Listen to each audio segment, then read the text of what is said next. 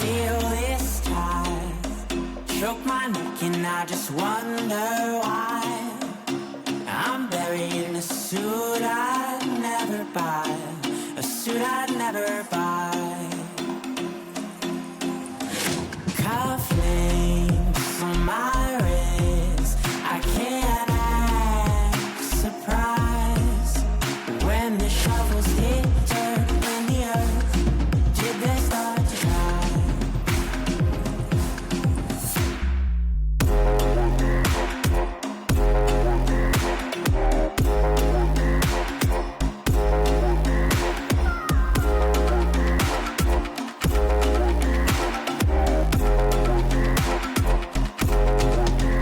Since I'm 17, I've been looking for a place to make me be complete. I've been looking all alone out there for anything to make me feel alive,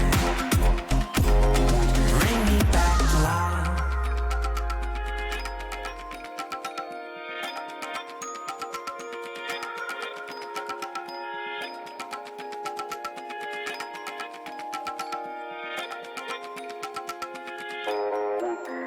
Cufflinks on my wrist, I can't act surprised when the shovels hit dirt in the earth. Did they start to dry?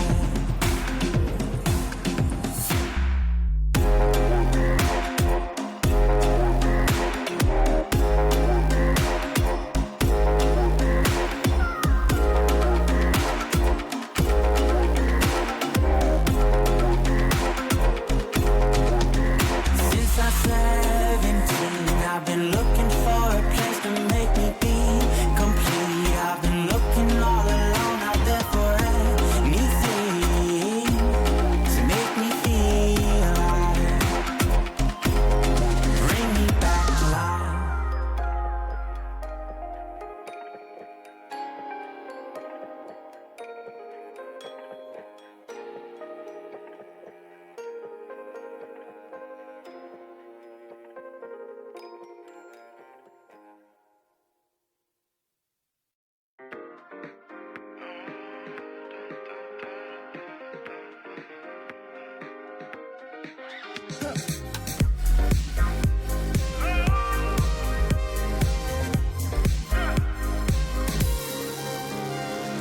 She found a way into my heart. Oh, oh, she don't make out, no, she make art. And I need a way to treat it, 'cause I keep getting high off of her. Off of her. I know that you'd be bad from the minute I saw you. But somehow I keep running back to you. Back to you. Back to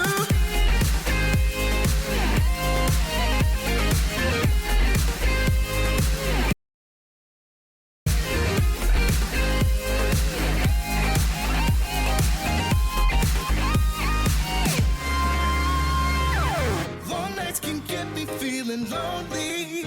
Hey. And hearing music that can make me smile. But the way I feel with her cannot be explained. But one thing still remains on my mind. I know that you'd be bad from the minute I saw you. But somehow I keep running back to you. Back to you.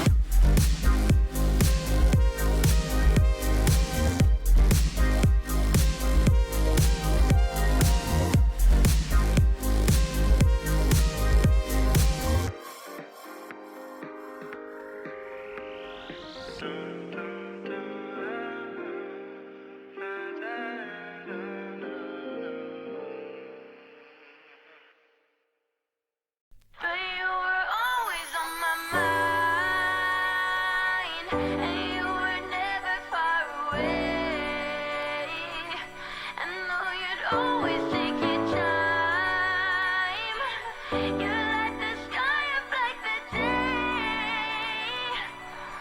you were always on my mind, and you were never far away. And though you'd always take your time, you light the sky up like the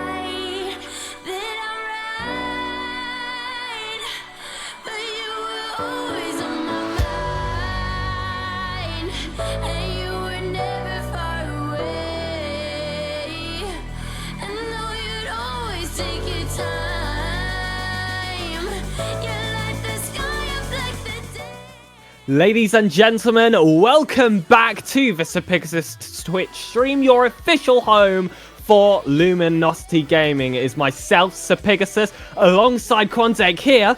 Quantek, it's already time. It came so fast for the main event.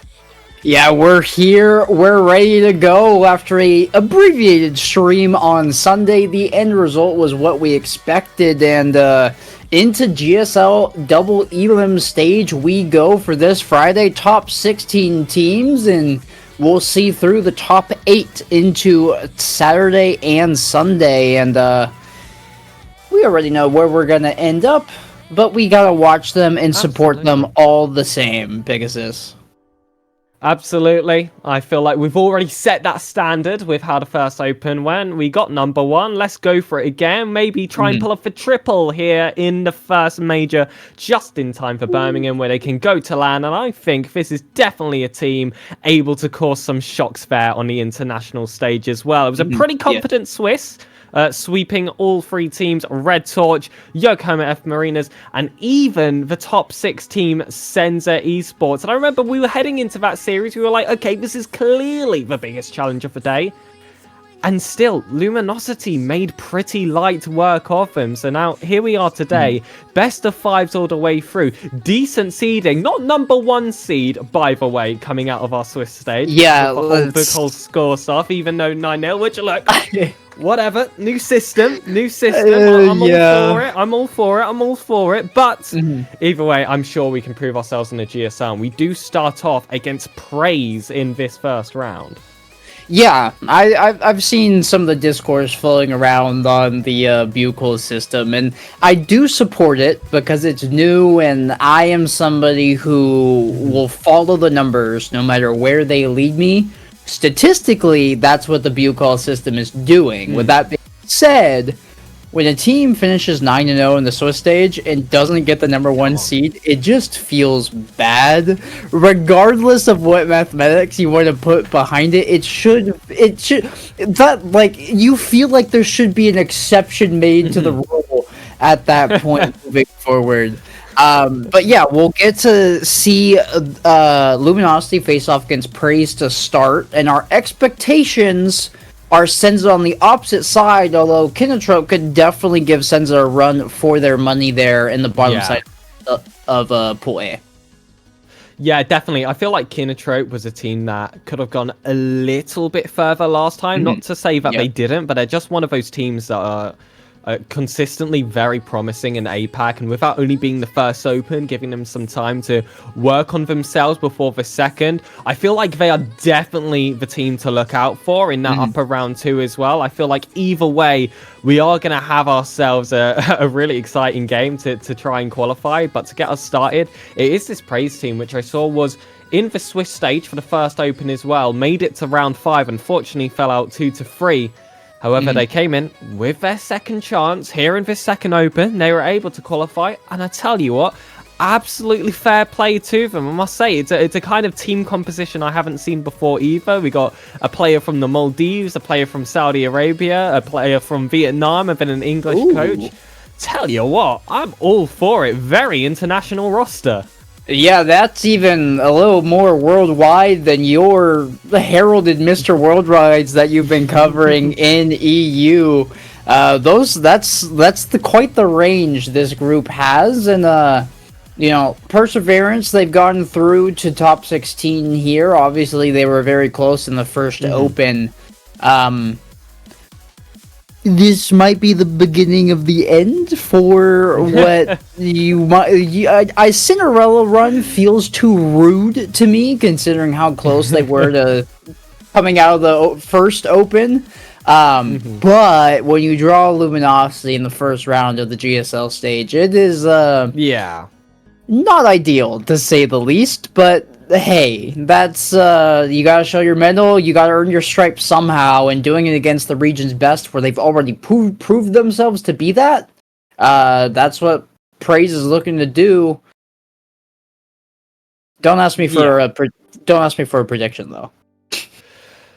Oh yeah, don't ask me for a prediction in this first round either. Oh, Kwanzaa, your camera's not happy as well. It is so ashamed that you wouldn't put forward a prediction there for Luminosity. And you know what? In fear of my camera falling, I think I'm going to have to throw one out now. I originally wasn't going to, but now you've scared me a little bit. I'm going to go for, of course, Luminosity here, looking for the sweep. If we were able to do it all throughout the Swiss, you know what? Let's see how far we can go for. Do you reckon that they could genuinely go through this entire GSL stage with sweeps as well?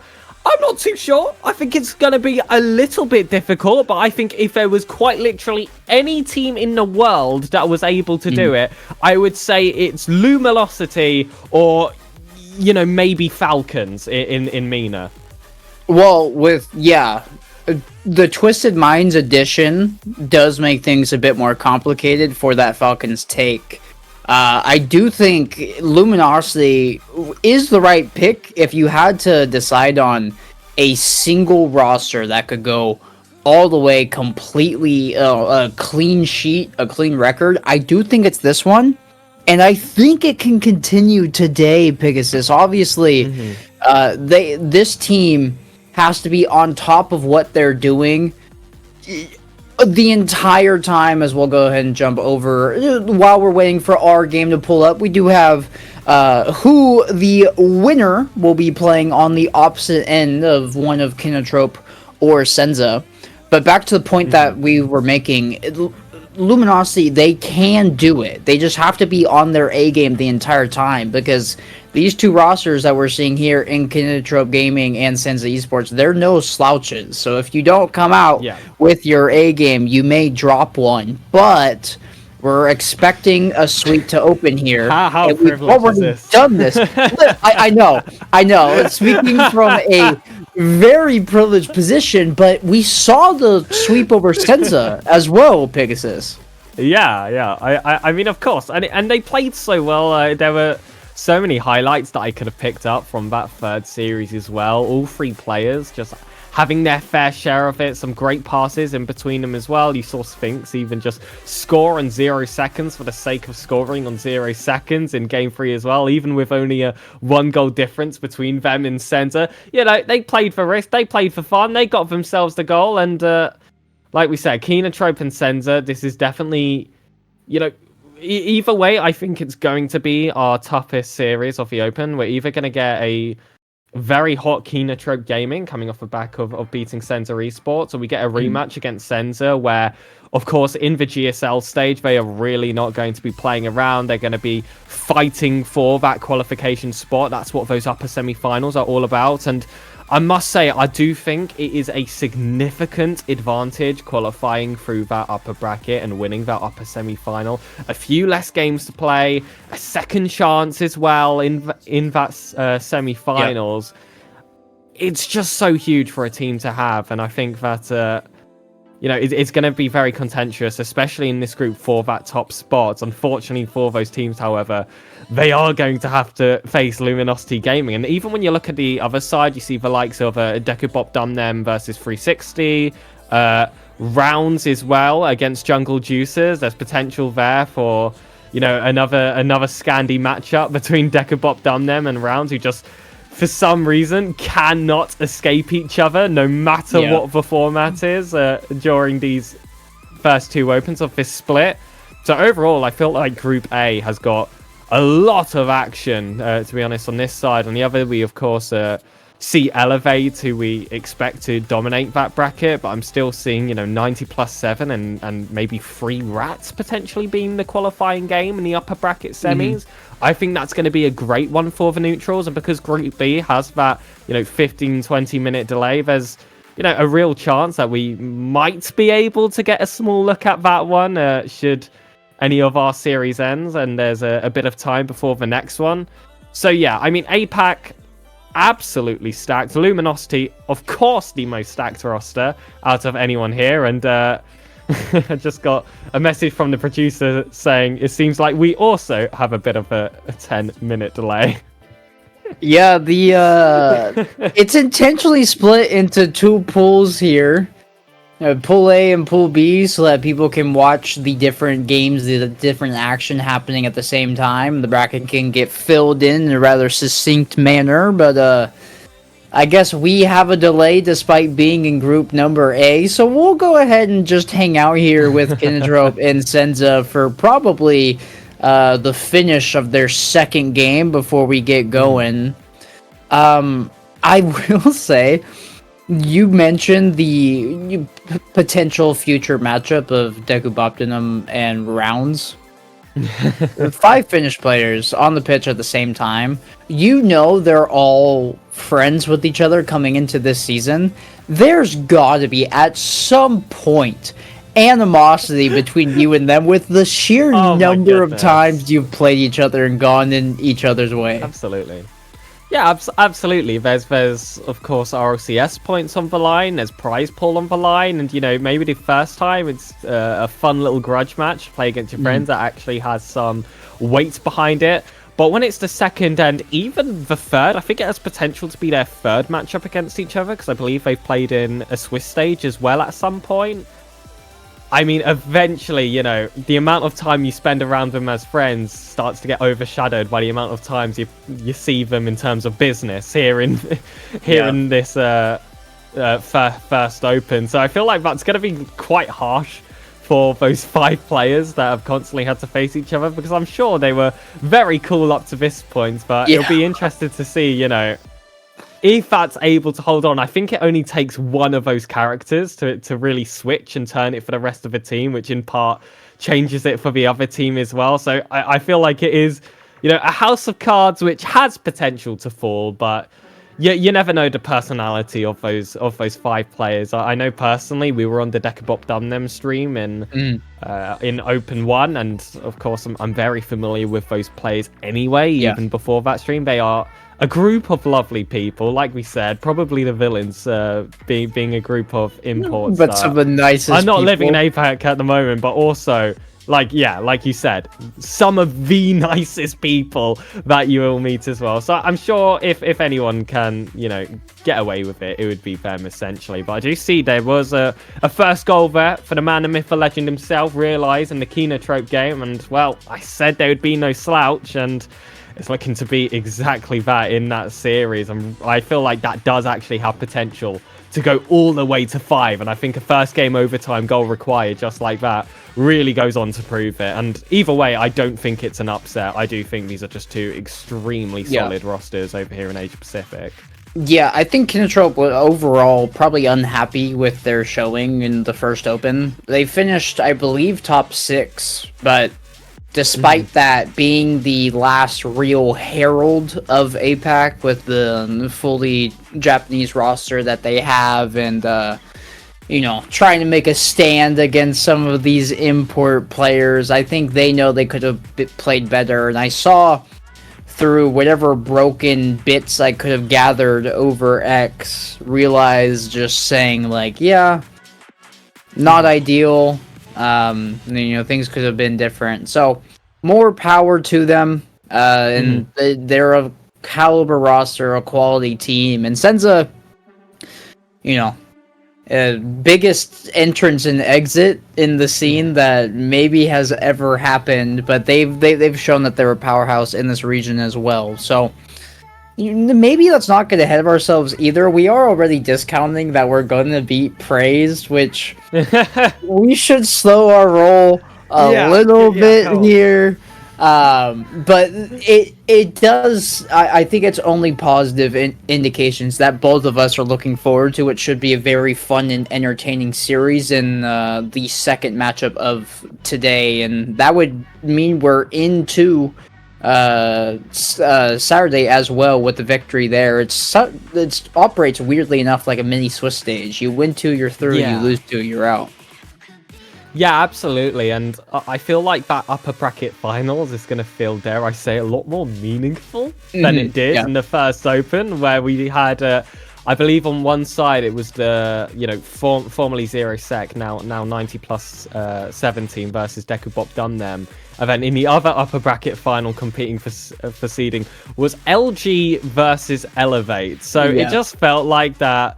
Whoever was in the group with Dekubop Dumnem and 90 plus 7 was, in a bit of a stick of bother, I will say, regardless of the result of that game. And they were both very good series to watch, actually. Of course, LG, unfortunately, falling in Game 7 versus Elevate, but we really made up for it with a grand finals performance for the ages, of course, to take that first Open. But over here, it feels like, you just kind of expect that Elevate are going to be in that upper bracket final. It's the same kind of expectations you're going to see for Luminosity as well. And I think it's very, very clear at the moment that there are just the 2 best teams. It is Luminosity, it is Elevate. Yes, other teams maybe would be able to tip them off, but if it happened, everyone would be calling it an upset. So I feel like winning that upper bracket final is going to be crucial to make sure that the only time the top 2 teams play is perhaps in that grand finals. Yeah, it was a funny little flip-flop that we had there in the first Open, where almost all the weight was earlier in that final bracket rather than the grand finals where those 2 teams should meet. I think you're right about that. The big 2 that have evolved from the first Open, it should be Luminosity, it should be Elevate. Always a great series between those 2 teams. And then I think there's a tier break, and you throw in people who, can beat them on a good day, but sorry, we're having some. We can see on a different screen the messages our producer sent to the players here on LG. I saw someone in chat asking when LG's game. It's a fantastic question. We've got all the players in the lobby for Luminosity. We're waiting for our opponents, which are, of course, if they do not show up on time, it will go down as a forfeit. And our producer asked, hey, do you guys know what the delay is for? One of the players replied, they have to pray. It's prayer time for them. Which, look, all respect to the individuals who are way more disciplined and thorough in their religious following than I have ever been in my life. So we're happy to give them the 20 minutes extra. Literal prayer time. Oh, I thought Sphinx was just saying you don't want to mess with us. No, I think it is, because this happened. Makes more sense. Okay, this happened in the first Open when I was with Dekuboptinum, because we played rounds. We've seen that matchup a couple of times, and rounds has M6. All right, makes sense. And so Yeah, but that's... I don't know enough, unfortunately, to give an Love to educated see that then. update there. But yeah, that's what we're waiting on. It's you know, a worthy of exception to the check-in time here. But back to what I was saying, we should expect Luminosity and Elevate 1 and 2. I don't know what the discourse is from Ped on if he's come full circle and given Elevate their flowers.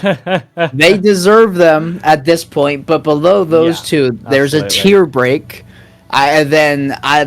Teams that could play for a championship in a certain on any given open if they're playing very well.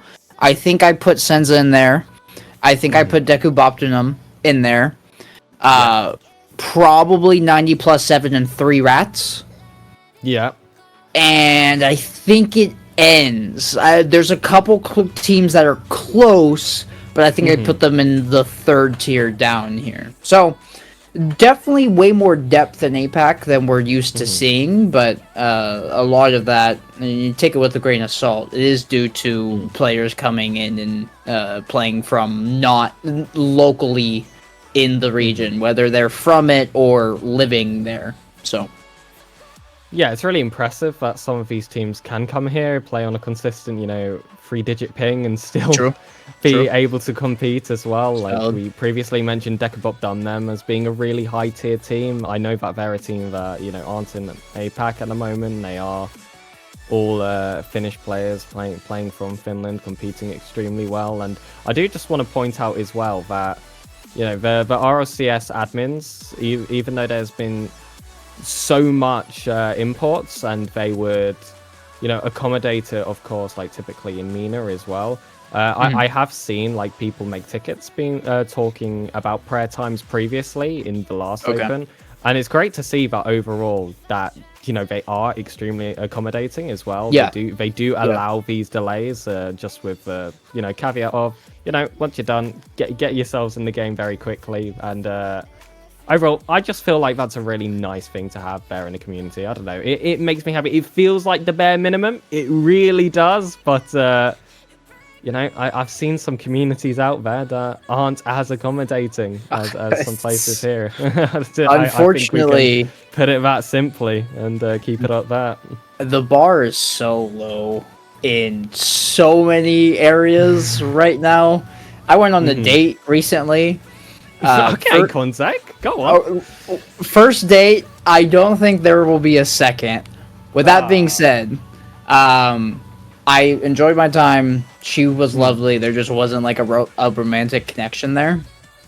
She went out of her way to comment on, I was such a gentleman for opening doors for her, pulling out her chair, and I was like, what is the threshold right now? Because if I'm doing this, something that should be second nature, what I was raised to, thank you, Mama, putting these good manners into my head, what is going on where that's not the case? And that's just, my own little anecdotal evidence. So I'm happy that we're taking the time, and as you mentioned, we haven't seen it in other places, so giving the respect where it is due. But as this second game comes to a close, we have a second overtime in a row here with Kinotrope against Senza.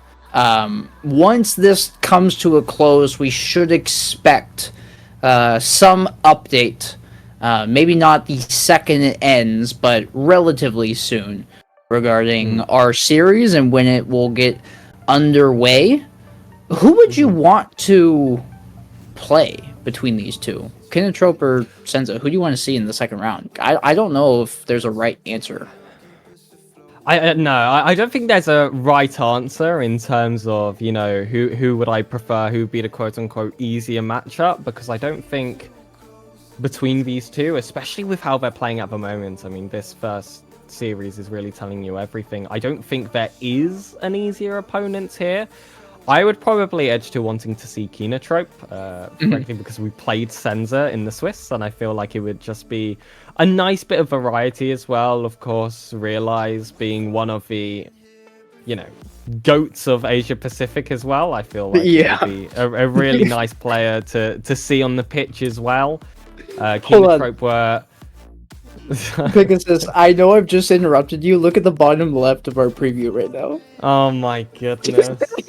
Oh my goodness. I don't know if any of you saw on either of our Twitter, but when we entered this vMix call, which is just like the production software we use to see all the screens, it's how our producer handles all the audio as well, and he can give us audio and give us video.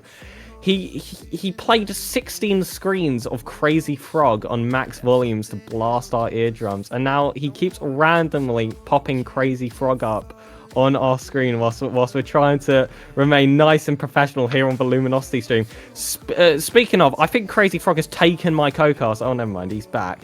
No, that's my camera was lagging. I just had to sort everything out. In all honesty, it doesn't look that bad. He's designed a scarab to mimic. Oh, I didn't notice. Crazy Frog with the hold on. glasses and it's a whole. It's not just the picture. He's designed a scarab in the likeness of Crazy Frog. Wow. Hold on, put it back on screen. Put it back on screen. No, we got to see that again, Hazard. We got to see that again. Come on, you got to give it more time than that. That is actually kind of beautiful. You know that tweets that got posted the other day that was like, I wish casters were a bit more analytical. Let's analyze this concept. Yeah, that's all right. They asked to be more analytical. Let's get analytical. I like how they're getting the blue. I think they've nailed the blue perfectly here. Even the little white accent as well kind of matches, you know, that weird shade he's got on his lips and his stomach as well. I feel like it's the right general shape. Of course, the goggles, there's the glasses there as well. I think, weirdly enough, the lights on the scarab as well are doing a pretty good job of, you know, showing Crazy Frog. There's just so much here that's working for me. I don't know about you. Why does Crazy Frog's skin look like he has like frostbite everywhere across? Like he's been like in a cooler for the last like 20 hours. Welcome to the Luminosity team stream, by the way. Yeah, this is what we're doing right now. Kinotrope winning here in a second fighting for their lives, and we're looking at Crazy Frog. Yeah, let's go check Pegasus and I's Twitters. All I know is that while we've been going through this preview, waiting for our first series to start, I have had Crazy Frog going on in my background because we heard it for like 20 minutes before we started the stream. We take prep very seriously. Over here. You do some of the chat is sharing your sentiments on they want to see Kinotrope over the top of Senza. Which I think is more entertaining for the storyline, and I think just my own personal biases here, my favorite roster between the two to see advance would be Kinotrope over the top of Senza. So the longer they get through the uppers, the happier I will be. This is, you know, on my bingo card, I don't think I had talking about Crazy Frog at 1:24 in the morning, but, you know, here we are. This is what my Friday morning has devolved into. This is the topic we are covering. Oh, man. For context, ladies and gentlemen, Quantic is from California, I do believe. It is UTC -8 for him. So, yeah, 1:30 in the morning. Not slept here on the Luminosity team stream, and he has just been blared Crazy Frog to make sure he can keep going by our it did wake me up, admittedly. It did wake me up, and there's you know, some sponsorship packages I've gotten from some previous tourneys I've casted that have kept me going right now. Speaking of Arch, I see you in the chat. Thank you for stopping by. Thank you for saying what's up. Has anybody... I'm not saying this to, like, glaze myself right now and brag. Listen, though. Listen. I went back and rewatched some of the streams. Tenacity did a watch party of the one-shot tournament that I recently did. Deleted Gaming did their own as well.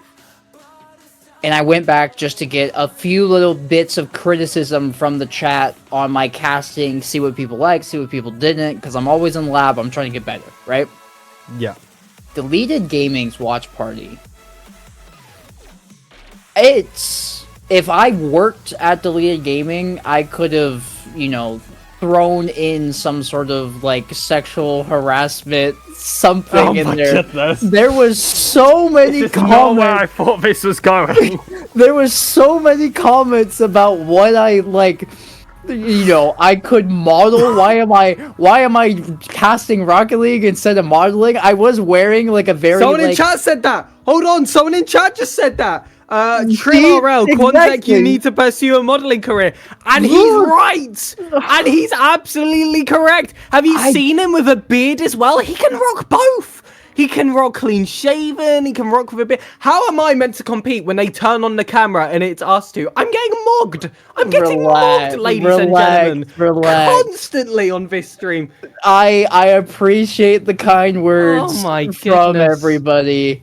Thank you very much. If I had contacts in modeling, you know, who knows? I am close enough to LA, I could drive down, but that doesn't really sound entertaining in the slightest. I like to talk about cars driving around and hitting a digital soccer ball. That is much more stimulating for me than standing in front of a camera. Plus, I don't think I'm photogenic, like, at all. Like, I feel like I'd sit there and just be incredibly awkward and be like, I don't know what to do. Let me just awkwardly put my hands in my pockets and look like I'm just a chill guy for real, man. Like, I could never seriously model. It would not go well. Whenever I'm on someone's watch parties and I go into their chat, they go, "Wow, you can tell it's a team stream." Is one of them. I always get told I'm too biased for the team I'm doing a team stream for, which is always hilarious. And I'm also compared to a very specific religious figure and Fairy Peak. So to be fair, not some bad names there to be compared to. Of course, Fairy Peak used to have the long hair. It was absolutely beautiful. He chopped it off. He was still absolutely beautiful, but I tell you what, I definitely think I prefer my hair long. I don't think I can still rock both like he can. I don't think I can rock every single look like you can. And hold on, can we get a fit check? Can you like maybe stand up, sit back? Let's see the jacket as well there, Quanzek. I think that is absolutely gorgeous on you. Horrible idea. Let me put this out here. So, okay. Hear me out, okay? I'm on camera. You guys only full screen. You guys only see like the bottom of my rib cage and up. I have a T-shirt on from high school. Oh, my right. advanced placement program. I've thrown on a leather jacket to look more, you know, poised. If I stand up though, I'm in It's like dangerous. It's not. I'm in some comfy sweats. Ooh. They got a couple designs on them. They're by far the coziest thing that I own. It's very Guys, much clip that your moment like for me, please. it's very much Send it your to me. Zoom interview, you know, job outfit where you're there and like all dressed to the nines in your button down, hair's done, and underneath it's, you know, PJs. Yeah, absolutely. I mean, Yeah, it I gotta be is comfy, the man. caster fit, right? Where when you're on camera, you're only really seeing, you know, just above your stomach line-ish. You know, all you have to do is Yeah, wear man, a look, blazer, I wear a get to decent, pick wear where a the decent camera shirt, goes. and then whatever low, depending on how risky you want to play it as well. You can be as risky as you like. But I mean, people that wanted us to play Kenotrope in the upper semi-final should we, of course, win the upper quarters as well. That's still something that we have to do here. We're gonna get the favored matchup. I feel like it was almost unanimous that Kenotrope Gaming was preferred. It was my preferred, your preferred, chat's preferred. Yep. It seemed like, and well, 3-1 with 49 seconds left, and Sensor Esports not really keeping up that fight in the third game nearly as much as they were in the first and second. It's really felt like they've lost steam as time has gone on. Eventually, of course, when you get put in that reverse sweep situation, it is, you know, a really tough place to find yourself in. You know, it just allows Kenotrope. Hold on. Parapels. Yeah, there's no way, right? I haven't just done that right. Hold on. No. Caster cursing something that we're not even covering might be a unique skill if this does come to pass. Don't tell the Kenotrope stream. Guys, Yeah, please, there's nobody mentioned please. anything. Please. It is admittedly for Senza, both their losses came in OT, which are just like demoralizing losses to get through mentally, able to process, and when you've played they're exhausting losses, right? Because you put everything into the game, you put everything into OT, and all it takes is one goal to not go your way, and that's it. So game 3, maybe they're just, I gotta sneeze here in a second, so I'm gonna quickly throw it over to you. You guys will hold on. I say this, it may be looks beautiful when he does it. Don't put that on me. I'm about to make the ugliest face. No, I think it's gone.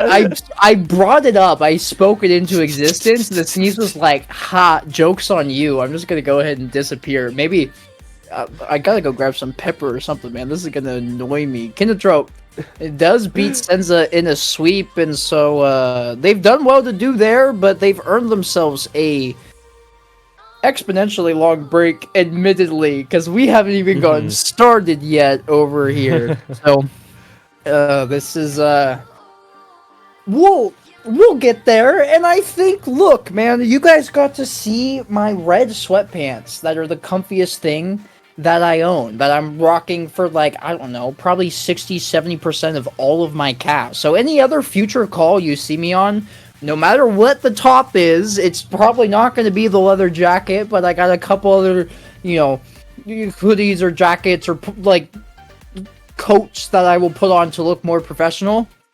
Just imagine myself with like bright red sweatpants on, because that is typically how it goes. I do see that the players have entered a lobby here. I'm wondering if there will be opponents that join thereafter. And I'll be honest here, Quanzek, I was too busy appreciating your looks. I completely forgot that we were supposed to be casting Rocket League today. Hold on a minute. Let's wheel this back in. It's APAC main event, ladies and gentlemen, and we've got the best team in APAC here, and we're talking modeling. We're talking Crazy Frog. For some reason, that's just been the theme of the day. Oh man! There was an amazing game on screen as well between Kinatrope and Senza, and I believe that Senza team will have to play the loser of Praise versus Luminosity. So yeah, they definitely have some waiting time for them. Same as the Kinatrope team as well. But I think they'll enjoy that break. I think we're going to end up finishing then at a very similar time to the second group as well, which means actually if we do run through these games rather quickly, which I'm not going to bank on, there is potential that we'll be able to watch the end of some important series in Group B as well. I do think there are some really exciting ones coming. I think if we get a 90+7 versus 3 Rats in the upper bracket semi-finals of Group B, I think that's definitely going to be series of that group, surely. That's going to be amazing. To qualify through uppers as well, mwah, chef's kiss. It doesn't get much better than that for Group B. For Group A, however, it's all about Luminosity Gaming. It's all about here, right, baby? And who's here in the upper bracket final. We are here for a reason. To watch the best of the best. And I have never, I've done a lot of team streams in my day, right? Pegasus, and I've covered a wide range of teams. I'm looking to get a Sam and a Mina broadcast under my belt, because once that happens, I will have done every single region. And not that really is an accomplishment. It just feels cool to say. With that being said, I have never sat here commenting over a game and been like, we might as well just say this one's over. Like, this is where we're headed to. This is like, you guys, we're going to see Luminosity score. We're going to see them score again and score again. Oh, maybe the opposition will get 1 goal in the back of our nets. But at the end of the day, it's going to be Luminosity rather handedly winning these games. And I have not once ever had that experience. Luminosity looked good. They looked poised. They looked like they could beat you by, throwing a dart at some map on the wall. And that map says how they score, right? Tic-tac-toe passing play. individual mechanical play, redirect pass from Catalysm over to Sosa to get it in. And I do believe we should be underway here officially in the game. We might get a test lobby. But there we go. there is progress happening, ladies and gentlemen. We have a test lobby going on. We will get ready to go to our first series of the day. And before I throw it back over to you, Pigasus, I gotta give a massive shout out to all my North American brethren that are coming out in droves in our chat right now. I appreciate you guys trooping it out with me at, 2 or later in the morning. If you are, Mountain or Central, and it's, even more in the dead of the night, who's up at 4 a.m.? You guys are. That's what we're doing right now. Thank you for coming out. Thank you for supporting us. And Luminosity, we already know they're going to put on a show. Pigasus and I are just here to really hang on to the coattails of what these players have to offer, because no matter what we say about it, it's going to be beauty with the type of plays that they'll be putting together. That's for sure.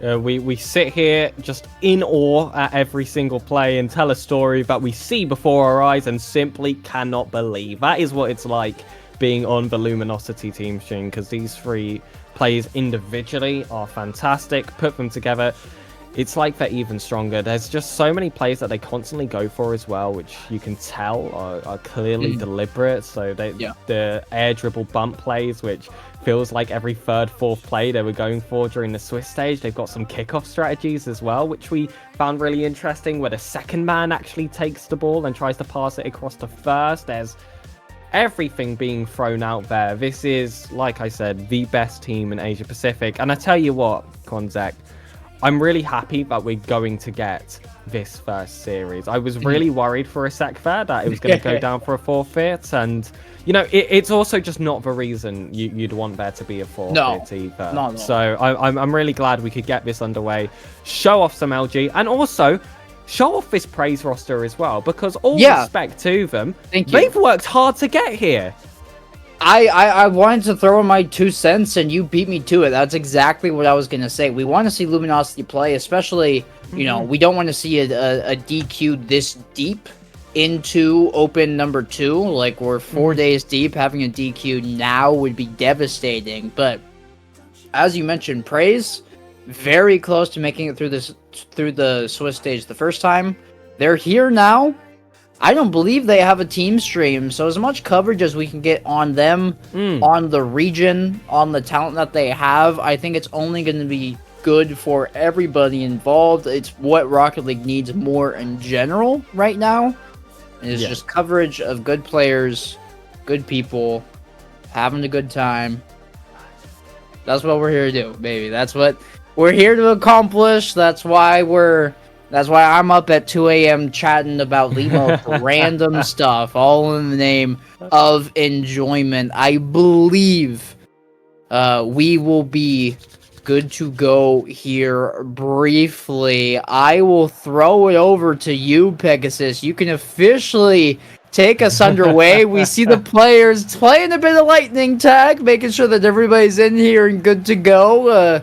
Rocket League tradition as old as time. Oh, I can't wait, Pegasus. It's been a long time coming. Oh, and they're making us wait even longer with this little light show they've got us watching at the moment. We saw the beautiful Konzek on the caster screen. We move over to, just all 6 players having a bit of fun. I would question them and say we've been delayed for quite some time now. Let's just get underway. Hold on a minute, we've got a countdown. And finally, Konzek, we have kickoff. Praise versus Luminosity. Here we go. I cannot wait. We're looking for a good start from Luminosity. It's what we came to expect. But they have to deal with things initially. Look at this breakout pass, and already, almost capitalizing there. 1, 2, 3. It will hit the back of the net by Sosa. It wasn't the initial gorgeous passing play, but the rebound in all of 21 seconds is what it took, Pegasus, before Luminosity showed us that They haven't changed. They haven't missed a beat. They're here and they're ready to play. You really thought that break was going to stop them. This is Luminosity. Another infield pass being found. Sosa can't get on the end of it. Sphinx then went off the play, but Catalysm will pick this one up. Great stop there. Stopping the ball from breaking the half. Sosa looking for that backboard. Won't get the second touch. So Sphinx looks to be the second to collect, but is dropping back here to Catalysm. Looks to break his way forward, and already we can see the forward pressure that Luminosity are able to hold on to. We've already rarely seen that ball in the orange half. It is the first minute, of course, but Luminosity don't feel like this is going to be a team that's going to be letting go of the brakes anytime soon. High boost counts as well overall, and doesn't seem to be dwindling all that hard, which typically, when you're applying all this pressure, you have to be very competitive to all the boost grabs. Otherwise, you are just going to fall behind, and at the moment, we are not seeing that. Praise looking to create their first opportunity here, but Catalysm, I'm sure, just sends this long. That's a good demo there, and hopefully, if there's somebody in the chat who is more educated than myself, I know, bad caster, a pronunciation for the third member on Praise. Ooh, yes. That is a language that I cannot read, let alone attempt to pronounce. That would be lovely before I decide on something.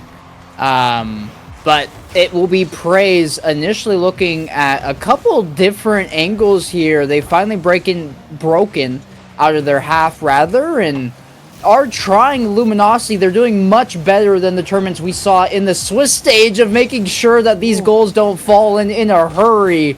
As we see right there, forcing a good save off of their post is Luminosity. This one dangerous though, and Praise will tie things up. And if this is the player that's listed on the Liquipedia, it will be Glass here for Praise. Yeah. Getting that Perfect. first shot across. Sosa looking a bit awkward off that back wall. Doesn't land the best, and the first one does slip away, but it definitely felt like one of those one-off mistakes. Can happen every now and again, but still Praise did really well to pile on that pressure and to have the mistake be accounted for. But my goodness, a play like this, just what we've come to expect now. Sphinx going up off that right wall. You already can see Sosa on the other side pre-jumping that one.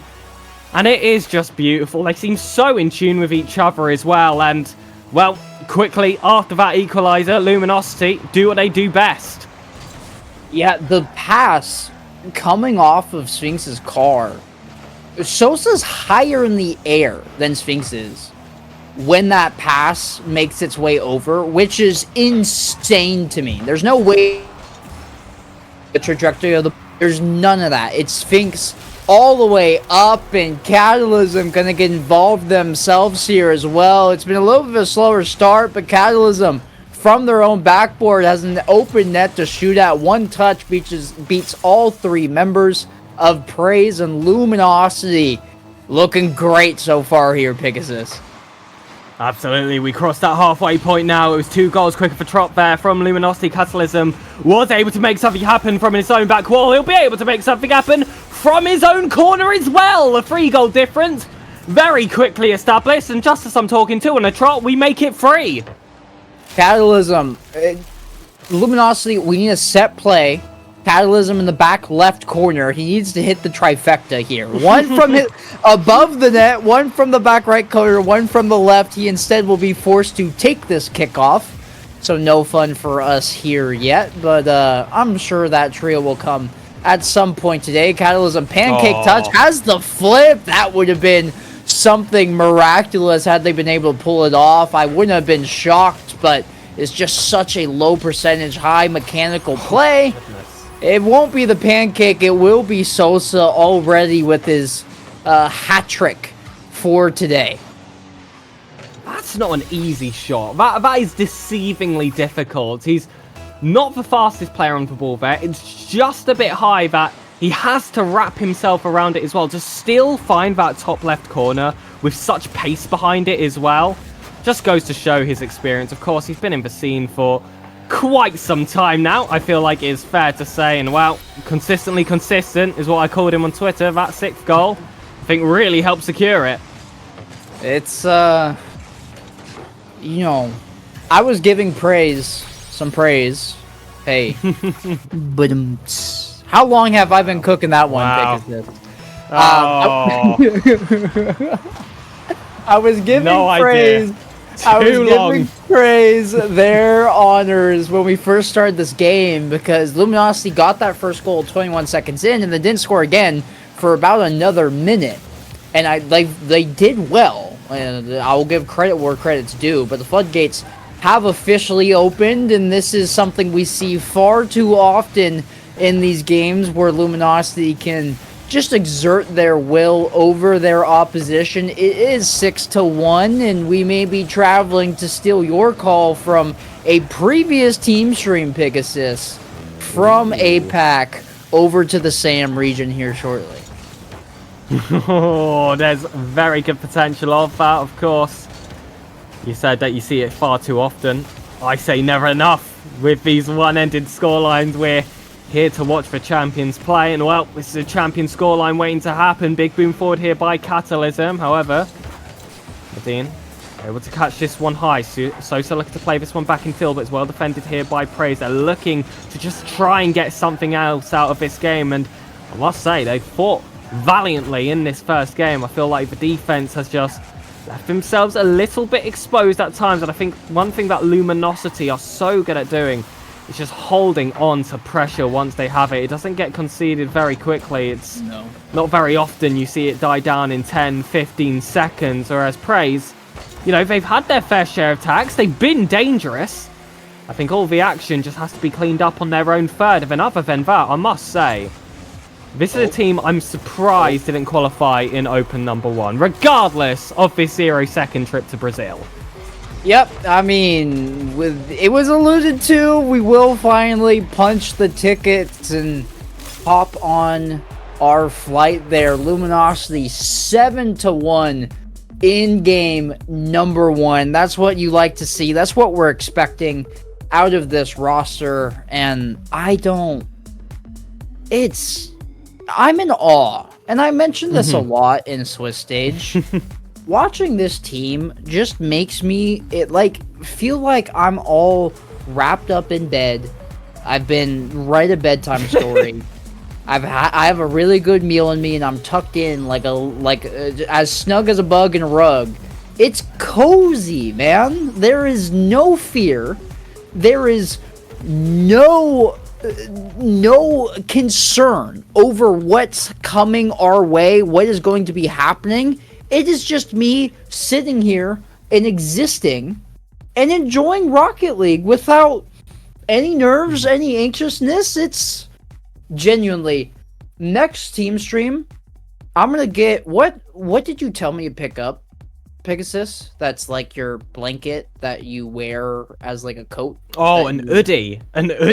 Yeah, absolutely. Get yourself nice and cozy for the next one. And I tell you what, with the times that APAC are running for you back in California, I think it's a bit dangerous actually for you to purchase it. I don't think you're gonna last the full stream, my friend. I think you're right about that one. I'll be knocked out here in my little snuggie with the blanket on. I'll see some fabulous goal. You'll hear me shouting, and the second later it'll be nothing but snoring, just because I've been made at peace by Luminosity. They can somehow find a way to ease all of my concerns in life. They can absolutely stomp a team down in a game, but there's just a beauty behind it as well. It isn't gory, it isn't brutal. There's a bit of ballet behind it as well with some of the pre-jumps we've seen so far this game. It's like some kind of synchronized swimming, but with supersonic acrobatic rocket-powered battle cars. And again, it is Sosa with a shot that just is not easy. But he's so consistent at catching himself around again. You could basically call this one a redirect. 85 kph behind it, and Praise just cannot keep up. It doesn't matter the position they find themselves. As long as they're the closest to the ball, they'll turn themselves around fast. What a way to open up the scoring yet again. The champions take the lead. Another infielder here to Sphinx. Finds Catalysm. A lovely 1-2 piece between them, and well, they introduced team free play. They haven't needed it because they'll do it regardless in the GSL stage. It's just run of the mill. Whenever they want to pull out a play, there's always something to be had. Whether it's a redirect, whether it's a passing play like we just saw there, whether it's an individual mechanical play, there is always going to be a way to score for Luminosity the second this ball has an orange trail. And even then, sometimes when it has a blue one, that's how good they are. The other team could be touching and they could get a goal. Sosa, ridiculous in and out save, but no further than glasses. They will cut the lead in half, but this is identical, I think, to how the last game played out. So expect 5 unanswered here from Luminosity and a goal differential of 14-2 at the end of game number 2. Well, a very big expectation set here from Luminosity. A cheeky little dribble play there, attempting Medina. It doesn't quite land. Sosa, though, flip reset. He was able to score a nice one in the Swiss stage, but Sphinx is unable to finish that play off. Waiting here in the midfield. This one looking to break through. It's not on target. And Sosa comes flying in to make the save as well to prevent equality. And well, Luminosity, they have already conceded with Sheets. Certainly not clean, and all I have to say is it's simply not good enough. You're setting a bar here, Luminosity. You can't be conceding. But we'll see if they can, again, like you said before, get themselves to that 6-goal difference. It will be another save here coming on the back wall. Praise, like I said, doing really well to hold on. I feel like this is a team that would be able to beat certainly a lot of the other teams that are competing in this main event so far. It's just having Luminosity in your first run. Yeah. Such a tough team to take on, as is evident from the first open, as is evident from the completely swept Swiss stage, including Senza. And as is evident, of course, just in this series alone, Catalysm looking to try and find another play in center. It doesn't quite land, but it still just feels like it's going to come eventually. And, like, when I'm watching Luminosity, it seems like somehow they always have boost. Never, at any point, is it like, oh, yeah, the offensive pressure is going to stop because they're out of boost. They always have boost. Whoever their third man is has a full take every time. And oh my gosh, I thought Sphinx had it. That would have been something for the highlight reel of all highlight reels. A filthy pancake goal off the backboard. Couldn't connect, but that just shows you the confidence this team's playing with.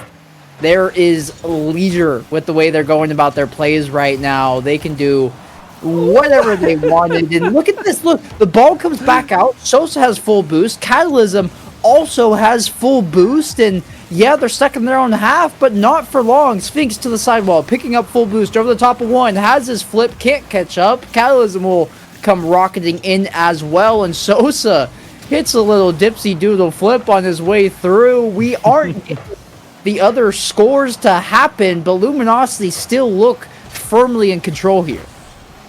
This feels like defending with offense at this point. Yes, Praise have done so well to hold on, but there's been no signs of a counter-attack. And while you were speaking about the general boost counts of Luminosity as well, I always like to say that there are 2 aspects to boost conservation. There's the more offensive and defensive side of it, and for me, the offense is getting aggressive, picking up those corner boosts, robbing your opponents to keep themselves on low counts. And then there's the more defensive aspect of it. Just saving whatever you have, not using too much, being careful with how you use your flips instead, making those correct decisions. And Luminosity just simply masters in both ways. They're able to steal all the boost from the other team and then keep it once they have it. They're not wasting it on, you know, these nonsense players. They're able to save, and it's why they're able to go for so many of these mechanical plays as well. We've seen 2 attempts at a pancake in this series, which I tell you what is 2 more than I ever really see in a, well, full cast, let alone one series. Sosa there making the save as well when he's low on boost. Even when they're whittled down here, Quanzek, it just doesn't matter.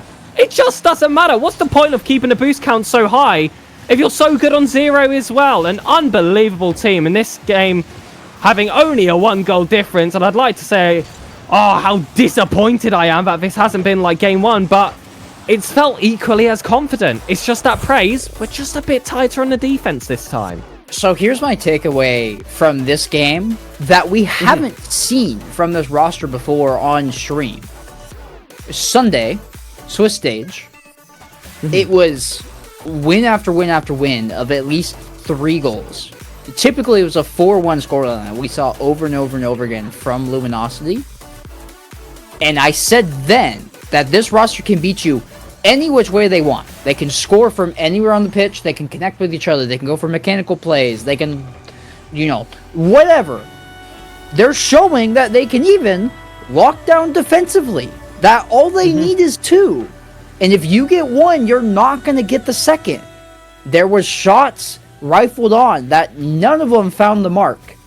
And Luminosity, time and time again, was massive clears from their own back wall. And even in the rare instances where they didn't have boost, you said it yourself, they can do so much with so little in the tank. I don't know a weakness to this roster. It just feels like they're fluid, they're gelling, they're meshing together, and they're only going to get better. This is going to be the team that will make a stamp for the minor regions for the first time ever at an international LAN.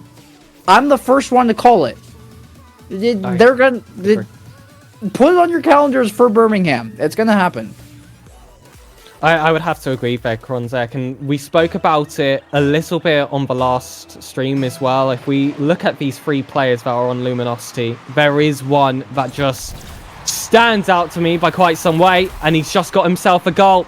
It's Sphinx. It's the 16-year-old who only had his birthday, January 14th, so, happy birthday to him back then, but I think he's going to be the greatest of all time in Asia Pacific, certainly. I feel like he is going to get himself in higher contentions globally as well. I feel like he's going to be a player which is going to be consistently underrated for the region he plays in. But 2 goals in 10 seconds, just as I'm calling him out. I mean, it just goes to show you. I mean, this player is going to be disgusting. He's already gotten himself a region MVP when he was the age of essentially 14, 15 during that entire season. And he will be the very best. You mentioned him being underrated in his region, and Sphinx says, you know what, let me just score 2 goals right off the jump here before we even hit 15 seconds burned away on the clock. And you can take back those words, Pegasus. I don't... Underrated? People here know. People here know. But the people that don't watch APAC, I feel like they're not going to be giving the love that Sphinx deserves. It's similar to, I feel like there are some Oceania players as well that are very promising. I've spoken about Banana Head a few times before, who I genuinely think is one of the best players in the world and isn't given the love he deserves because he's in Oceania. I really worry Sphinx is going to have that same fate, but I feel like once they start making waves at these international levels, like me and you are predicting they will do, should they qualify to the major, I really hope people start to take notice of that superstar. Sosa off the ceiling. Hold on a minute. Double tap to follow. Catalyson's behind. And, well, it was almost an amazing goal. Almost amazing assist. And, unfortunately, he's just going to have to settle for that being a near. Do you think it's an issue for Luminosity where, these gorgeous goals happen on such a frequent basis that, if this is any other series, you and I are screaming our heads off right now with how hype it is? And we're placated, we're jaded by how consistently Luminosity can convert, where it's like, oh yeah, hold on a second, it's a double tap, it's a good one, we've seen 2 pancake attempts in a single game. We would be pogging in any other series. It is just not happening here because Luminosity do it so often and with such ease. It's a marvel to look at, but it becomes commonplace. Absolutely, and I feel like a few highlights are going to be posted as well of the general Luminosity Gaming performance. I mean, that's typically what you expect from the champions. They get shared a bunch on social, so they're going to be like, why are these casters not going crazy? This is one of the best goals I've ever seen. But what they don't understand is it's not like they're doing this week in, week out. They're doing this minute after minute. Like a shot like that, a lovely pass there coming from Sosa to convert defense to offense. They do it every 3rd, 4th play. They're just so interconnected. They're like a fungus. They're all of one mind here. There's something telepathic between them. And they are just so damn consistent. It's a matter of self-preservation for us here in the booth because Luminosity, it's so frequently, case in point, when I take over your call, no more than 4 seconds later, there's another spectacular goal that's scored. If we were casting at, 110% for these hype moments like we usually do, our voice would be shot by the end of game 2. Pegasus. We have to be here for the entire call. Luminosity, they're just like that. They are them. It's efficiency. It is capitalization. It is highlight reel after highlight reel. We are in an Office Depot store because there is nothing but rows upon rows of neon colored markers out here. And it's so hard to pick the highlights as well. When it always comes to these streams, I'm always, left scratching my head afterwards, being like, what do the people want to see? And I feel like the best thing I always do is just to tell them, honestly, just go on the stream and just watch. Sit here. Any of you guys here in chat watching right now, I'm sure you've been entertained through and through just by the plays on the pitch. Honestly, you could mute this stream and have a great time if you want to. Yes. Luminosity just brings such a beauty, and we're coming here as well, Quantek, after casting Wild, who also make EU look like it's a freestyler playground quite a lot of the time, especially when you've got tempo on the ball. But with Luminosity, still, I think there's just that extra bit of consistency these three players have, and also just, I'm so excited for what Sphinx is going to be able to do. Sosa into Catalysm. I mean, I said it before, he's been doing it for years now. Like I said, whenever you wanted to ask me, name a German player in the scene, I was always going to say Catalysm. He was that first name that came to my mind. And the fact that he has gone on that long, he's quite literally outlived my casting career. He's outlived me, even really being too involved in RLCS. He was just one of the early names that it was always been there. And simply just has never left. There was the first real attack there coming from Praise. I believe it was Glass on the ball. And, they have had these little signs of promise. I really do not think Praise are a completely slouched team. I feel like quite, a lot in the range of, 12 to 16 might be able to take them on. But when you've got the future GOAT alongside two established talents, you might just fall 6-0. Yep, I mean, Praise, we've seen the glimpses. They look like a quality roster. It's just that Luminosity. It's a complete tier of their own. And I'm gonna harp on your point here. It's like you said, you could genuinely mute the stream and just witness art, witness the motions coming in place here.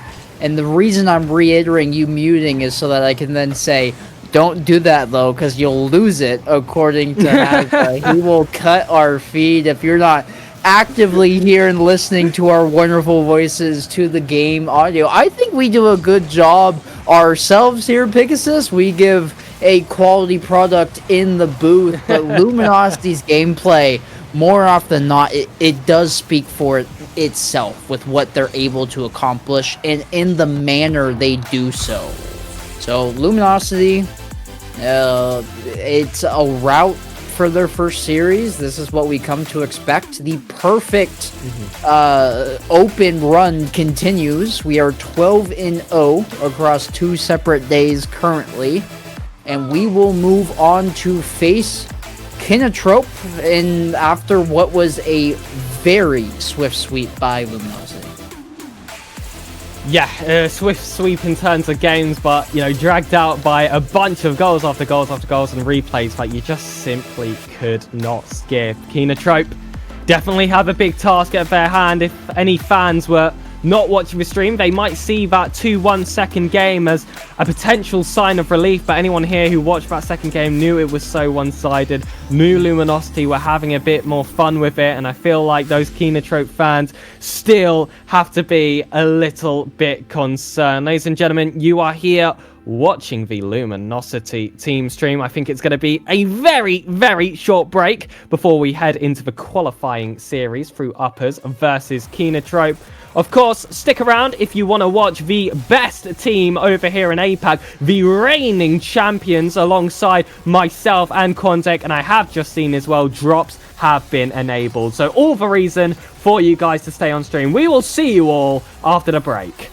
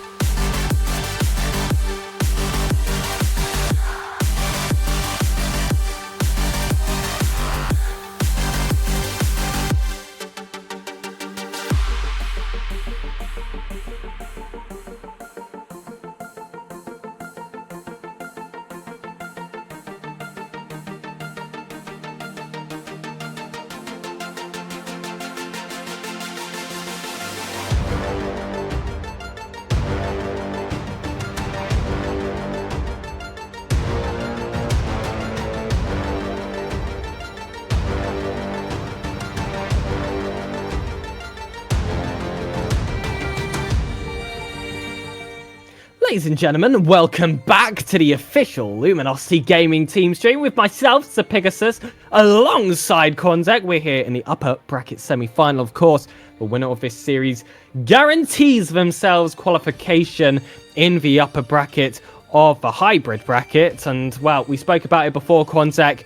It is a huge advantage being able to qualify yourself for that position, and we actually have ourselves a team to play which we have not played yet in this open. It is, of course, Kenotrope after a sweep versus Sensor Esports. Yeah, we saw that as we were waiting for our opener matchup. A couple OT games, and the third one won pretty handily. It's a talented roster. Not a slouch by any means. It's Realize, Furlash, and remind me of the third. Who am I missing here? Lunatic. Thank you, Lunatic. Is the third there that will be rounding out that roster. Very talented Japanese roster. Kenotrope do have their own live stream going on, I believe, in both Japanese and English. So pick your poison there, and go show them some love. I think they're pulling about 9 times the amount of viewers that we are, but they're homegrown talent. They're a homegrown org, and they're representing their region. They deserve all of the praise, all the support that we can possibly give them. So, stay here, listen to us, but second tab, get it on Kenotrope. Yeah, of course.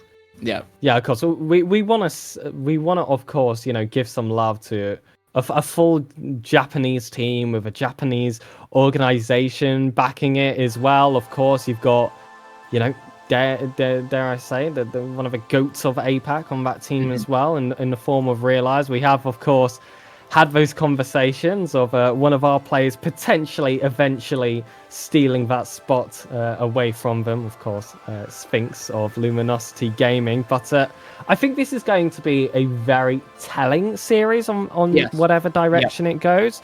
If it's extremely one-sided, I think that tells you everything you need to know about Luminosity Gaming. I think it tells you all you need to know about the talent that is Sphinx. And, well, we say next up, he's already there. He's already gotten himself an Asia Pacific MVP, and he just looks to get better and better and better. But if it's a close game, I feel like that still shows that, there's still some time to go before this team absolutely dominates. We obviously know that it is not, over yet by any means for any of these Kenotrope players. They competed really well in the first open. I feel like, quite honestly, they had the potential to do better as well. That wasn't a ceiling, that was a shock. I feel like they very much showed, close to their floor even. I genuinely rate this roster extremely highly. So, I couldn't ask for a better series here to find a potential qualifying match through the upper bracket than between Luminosity Gaming and Kenotrope. I think this is the series of the group. Yeah, no, this is what we would hope for out of where we're at in terms of the open. Day number 4, still on the upper side of the bracket of the GSL. Should be a very great series, one that will spotlight the entirety of Group A. And you briefly mentioned this, but I'm just going to reiterate, a lot to play for here.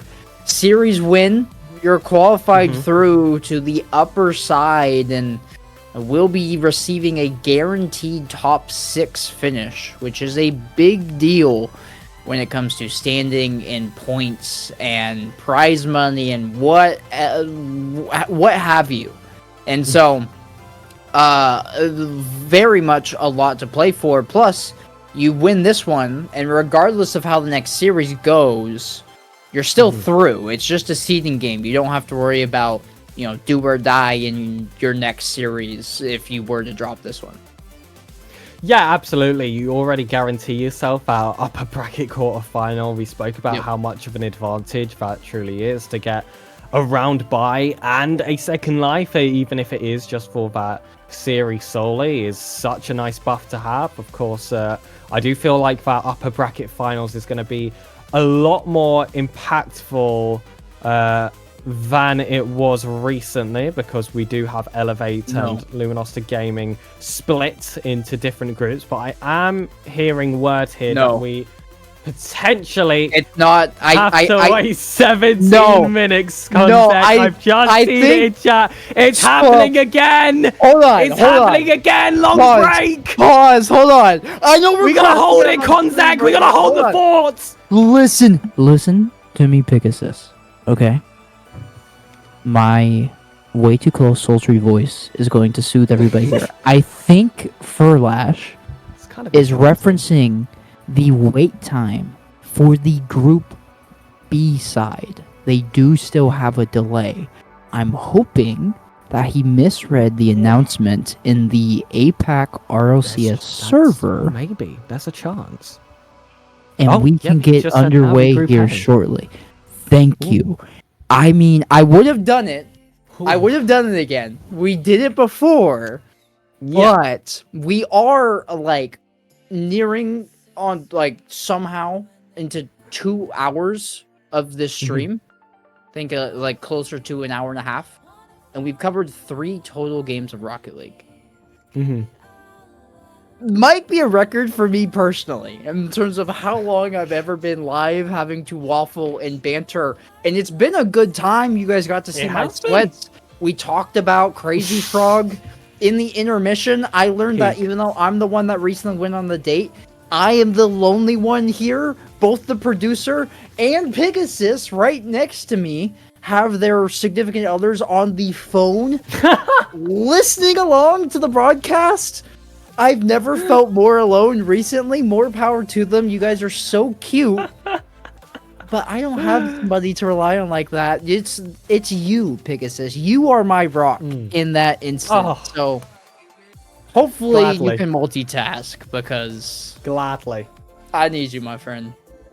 Oh, I mean, absolutely. I will always be your rock, my friend Konzak, being a chill guy. I don't know about that last spiel. I don't know how chill that was. That was his least chill moment off the stream. Look at I smile at the did camera, just bro. My crash out, goodness. yeah. You and I must say the ASMR I you crashed out gave as into well. an ASMR, yeah. Peak. I was getting all the tingles. It was amazing. Again, if anyone got a clip of that, maybe send it to me after the stream. But I'm hearing that he might not be that long of a wait. I will snitch. It's Furlash on the other side who's been our point of contact for Kinotrope. Apparently, the channel is made to potentially get the lobby details together. And I feel like, look, I am so happy for these breaks. I'm so happy to be here alongside you, Contact. And I must say as well, we've had such a lovely chat here today. I must say, like, a lot of you guys coming over to this stream, likely for the first time for quite a lot of you as well. I've loved the love we've had in chat. It's been a lovely 100%. positive space. I'm hoping that, the Luminosity Gaming team stream is going to have, a reputation for, being a bit fun, but of course showing the best Rocket League that Asia Pacific has to offer. And I think at the moment we are smashing exactly that. But of course that takes, the right response from people in chat as well. And what a community that we have together for the moment. And well, we have been teased by so much good Rocket League here, Conseg.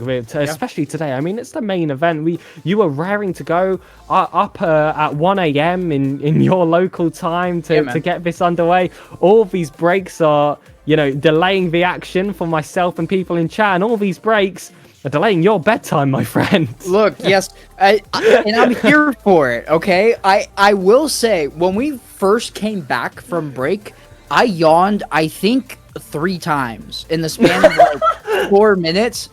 Every Because I single was time I talking. yawned, no. Every single time I yawned, I have my hand over here. I had to get a big stretch in there, but I felt like ashamed, because what we have here on deck is going to be fabulous Rocket League. It's high stakes in the GSL stage. I just refused to, when we were prepping for the cast, Pegasus was like, you didn't sleep, did you? You just stay up the entire time and just run late on these days? And I was like, yeah, because I don't want to sleep from 5 to midnight my time, or 17 to zeros, because that's when everything happens leisure-wise. If I'm gonna meet with friends, if I'm gonna go out, I don't want to be snoozing in my bed when I just get home from work and prep for a cast. So I'm gonna stay up the entire time. I'm gonna make it happen, and I apologize for the couple of yawns that I have let out because this stream does not deserve them. I just, admittedly, did not get enough sleep before pulling the relative late night I'm having right now. So it's not because I'm bored, it's because 24 hours ago, I only got like 4 hours of sleep as opposed to the 8 that I should have. So, and well, I think, you know, there aren't many things you'd be up at this time at night for yourself or then Luminosity playing. I think that the fact that you are here awake and maybe yawning, there you go. still on the stream, Thank you. is if anything a compliment to, you know, how much of an amazing opportunity No other team. this I wouldn't is. do And this for any no other team. other team. And also, I feel like there has to be some respect for you as well for taking this on and being here. So, ladies and gentlemen, that is why I'm going to say we do have a command in chat. It's called !Casters. You can check out myself and Konzek on Twitter. Please, please, please give some support to Konzek. Please follow his Twitter. He is, it's blackout where he is at the moment, but still got himself on stream. Still got himself ready. And if you follow his account, he might start posting some more pictures of himself. I know that's frankly what everyone here on the broadcast would like. Hold on, come on, we gotta establish that promise. I'm trying to get you up here. I'm trying to get you up. Come on. Just play along. Look, just for the time being. I need to work on my Twitter game. If you guys follow me there, shoot me a DM of like a type of selfie you want me to take, or like, oh my goodness, that's dangerous. Give me like a scene to end up in. I'll take the picture, I'll tag you in it, and we're good. We're off to the races. We'll be setting up a little test lobby here, so series number 2 on the way shortly. And in the interim between that and now, I want to take this 2 cents to also give a shout out to the lad on this isn't mirrored, right? No, this side. Thank you. Look at me. I can't even figure out the directions for my camera. The man this way, SirPigasus. Oh, I thought you were talking of someone else. I wasn't picking myself up like that. I promise, Jack. Oh, really? The first time he and I casted together was a mere month ago. Okay? Like a month and a week ago. We were in the booth for the first time ever for a Benelux tournament. I instantly fell in love with his style and him as a person and told him, look, any opportunities you have, anything that I have, I want us together because I think there's something here, tangible, that we can hang on to and grab. It was so fluid off the jump. I think we've only refined it from there. The fact that we're only a month into everything here says something. My friend, you have quickly turned into a fantastic person for me to talk to.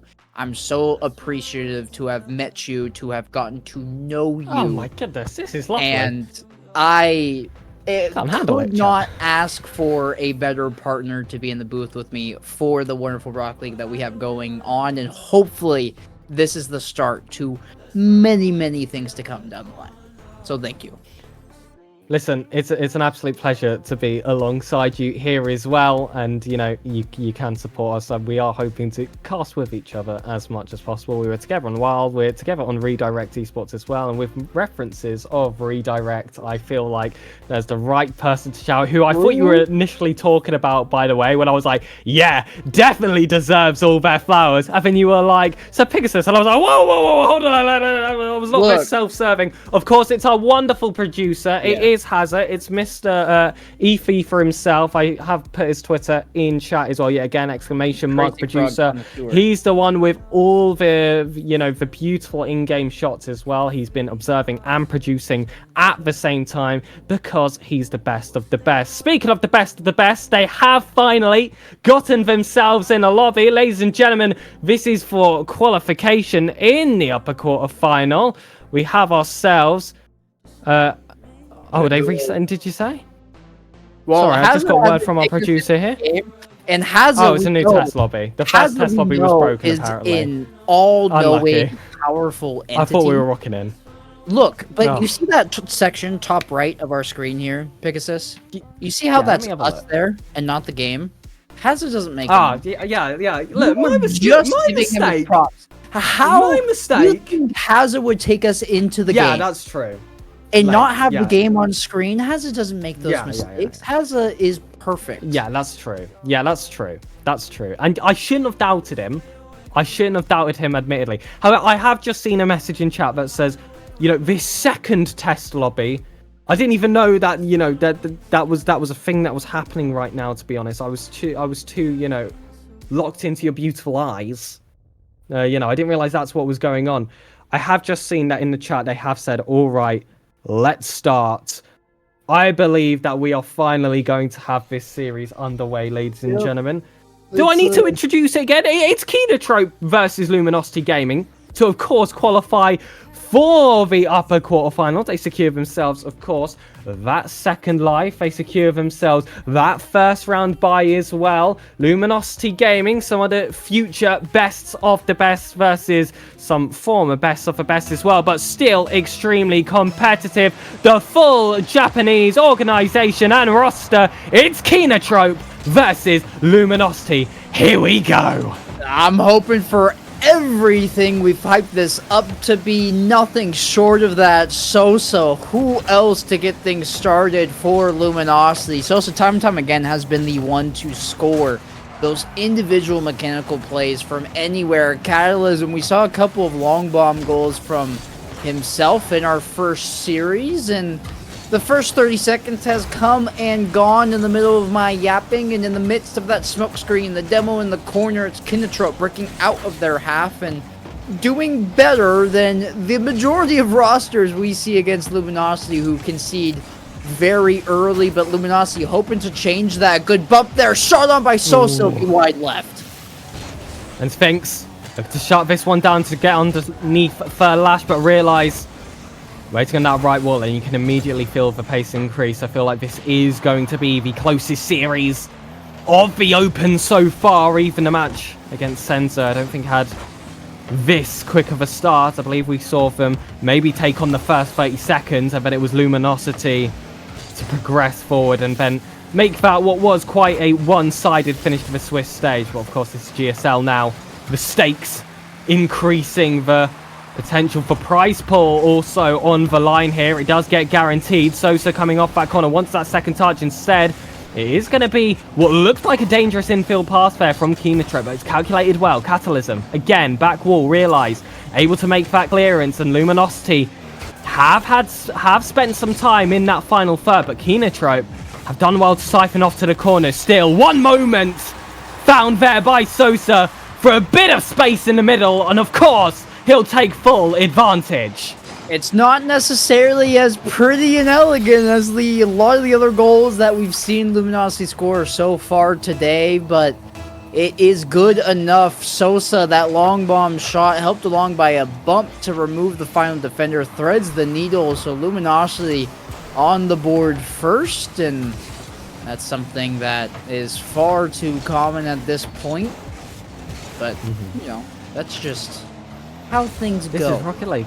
Yeah, Exactly. This is Rocket League. Luminosity Rocket League specifically, with them almost always on the board first. Sphinx hoping to make it two. That's a really good dunk. It's off the back wall. He steals the corner boost, but Luminosity really reserved. They're showing the respect early here with how deep that second and third man were in Catalysm. And what is that team pinch? All from corner to corner, basically, and actually had a chance to be on frame at a certain point there.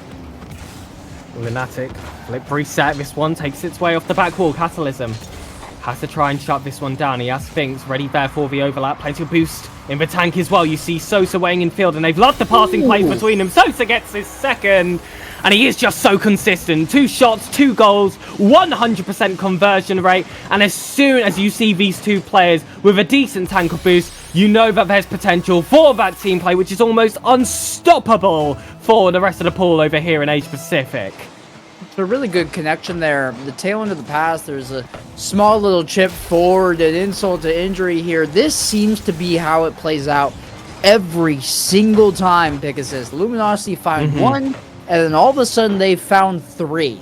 And Luminosity now up 3-0 in a matter of seconds after Kinotrope looked like they were poised. They looked like they were offsetting things to the corners and buying themselves time. It's really just up to Luminosity to crack the code, and maybe Lunatic doing a little bit of that of his own. What a brilliant, steep angled shot here. It's not an ideal touch from Luminosity, and Lunatic, he's not going to be one to miss out on that opportunity. And can we just talk about that Luminosity play there on the back wall? What do you have to have on you to go for a psycho in a game which, if you win, you make the upper bracket? Luminosity always full of entertainment. They do make it 4 very quickly after Kinotrope were able to get their first goal, and it's just from a really well-worked play there from Sosa. He's been absolutely unreal in this opening game so far. 2 great goals to his name, an assist as well just to match, and if he continues playing like this, he's going to be absolutely unstoppable. A chance here for him to collect his hat-trick, but Lunatic does manage to get that clearance. It is Catalysm who will very confidently bring this ball back into the corner. Now you see all 3 players on Luminosity poised here in defense. It's going to be a very tough team to break, as they've continued to be throughout the open so far. Realize bring this one towards the wall. Sosa though is lurking 50-50s, typically a lot stronger than that, but now it's Catalysm on that back wall. Back wall was the danger area for that first goal for Kinotrope, but this one looking a lot more calm, learning from previous mistakes here. And well, you know you can't give Kinotrope that space. You know you can't give them those opportunities, because quite honestly, that goal they were able to pull off, it wasn't the easiest of angles. Of course, you do expect a team of this talents to pull it off, but I feel like that just goes to show you the respect you have to land on this team. And it makes it ever more impressive, almost the disrespect Luminosity are giving them with all these psycho attempts and mechanical plays constantly being thrown against them. Offensively, yeah, there is very little respect being shown from Luminosity. They're confident, they're going for insane plays that you would really only pull out in free play in Beckwith Park at midnight. That seems to be the go-to map for everybody to work on their mechanics. But Luminosity, you have seen the respect defensively. Every single time Kinotrope is barreling at them, Luminosity's peeling off. They're not setting a second or third man to commit. They're happy to sit closer to their net and fend off the attack, because they know Kinotrope, if given the opportunity, like Lunatic had earlier, they're going to capitalize on these chances. They're looking for a second here.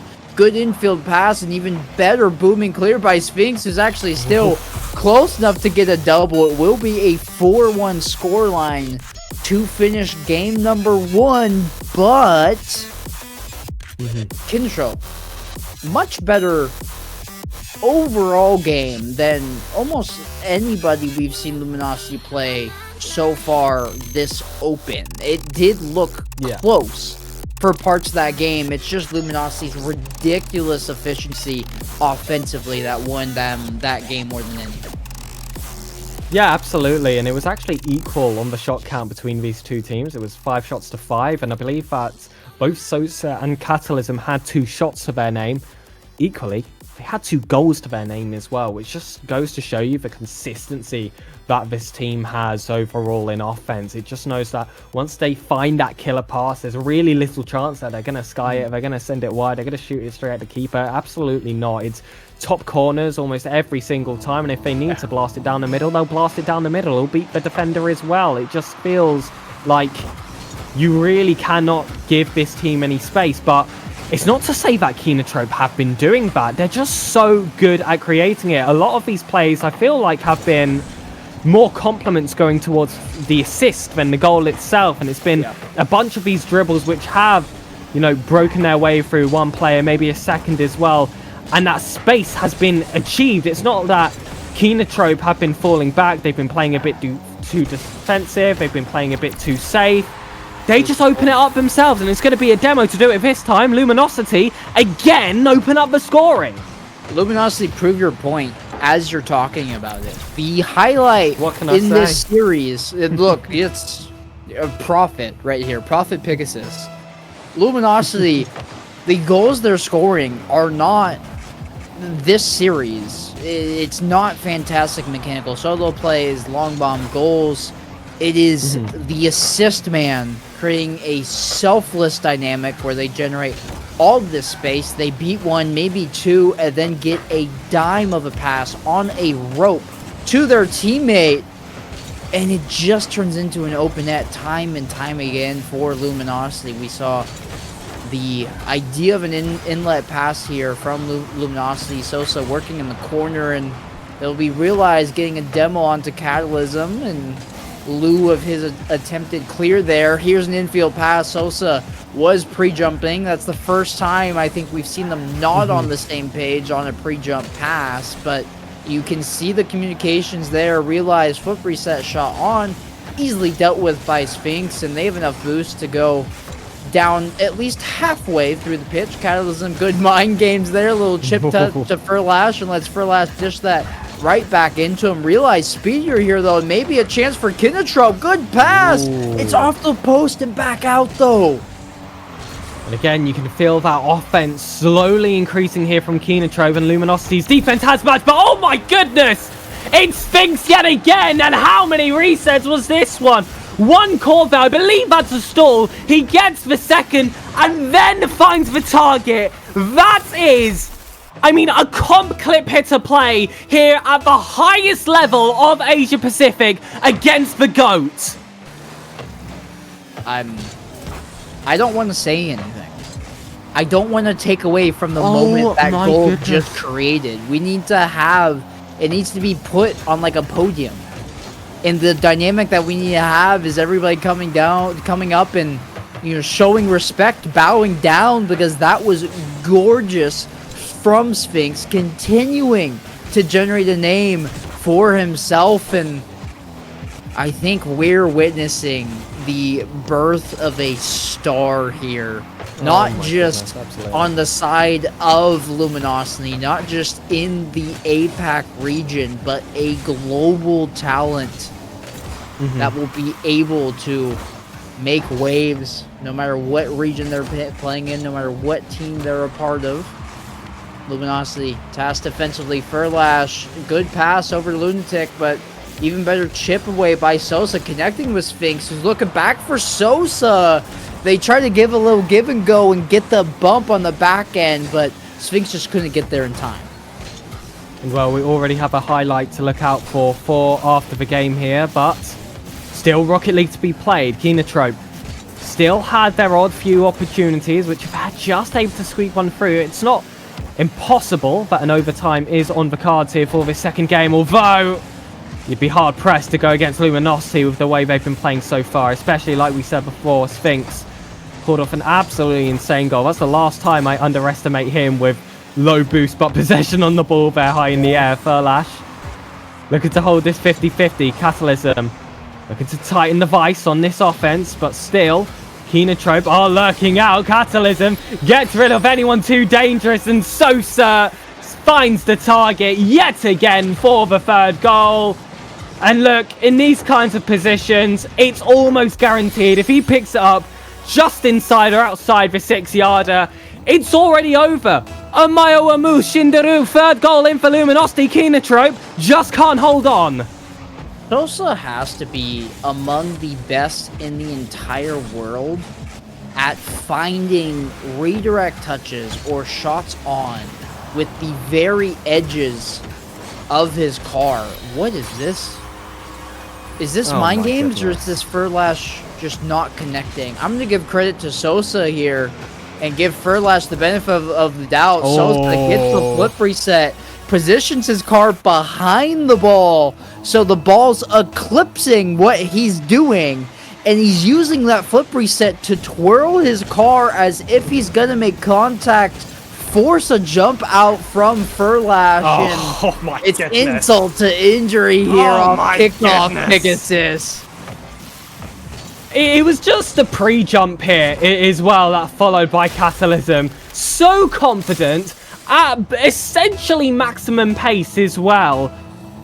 I mean, such a calm head on those shoulders. So calculated as well. This was the kickoff strat that we were speaking about during Swiss. We did see this and a couple even of times. against the best here. even against Kenotrope.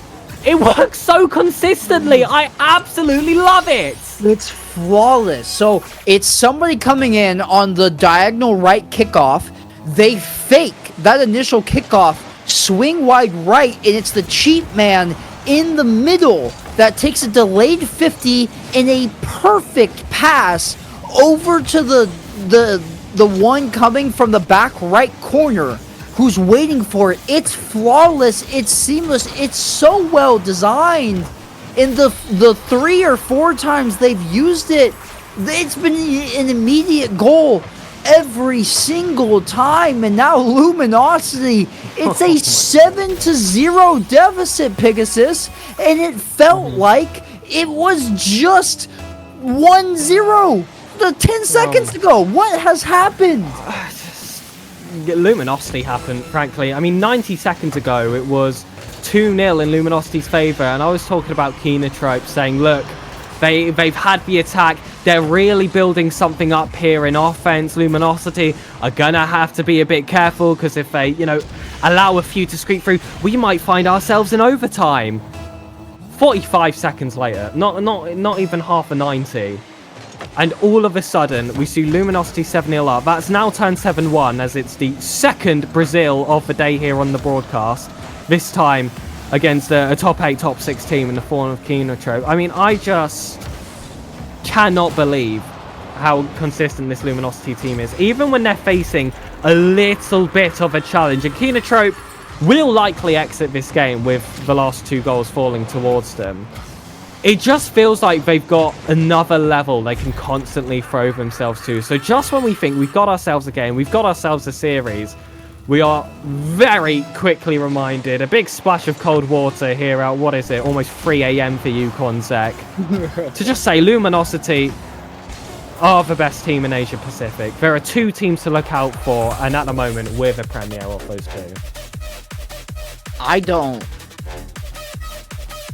even know if...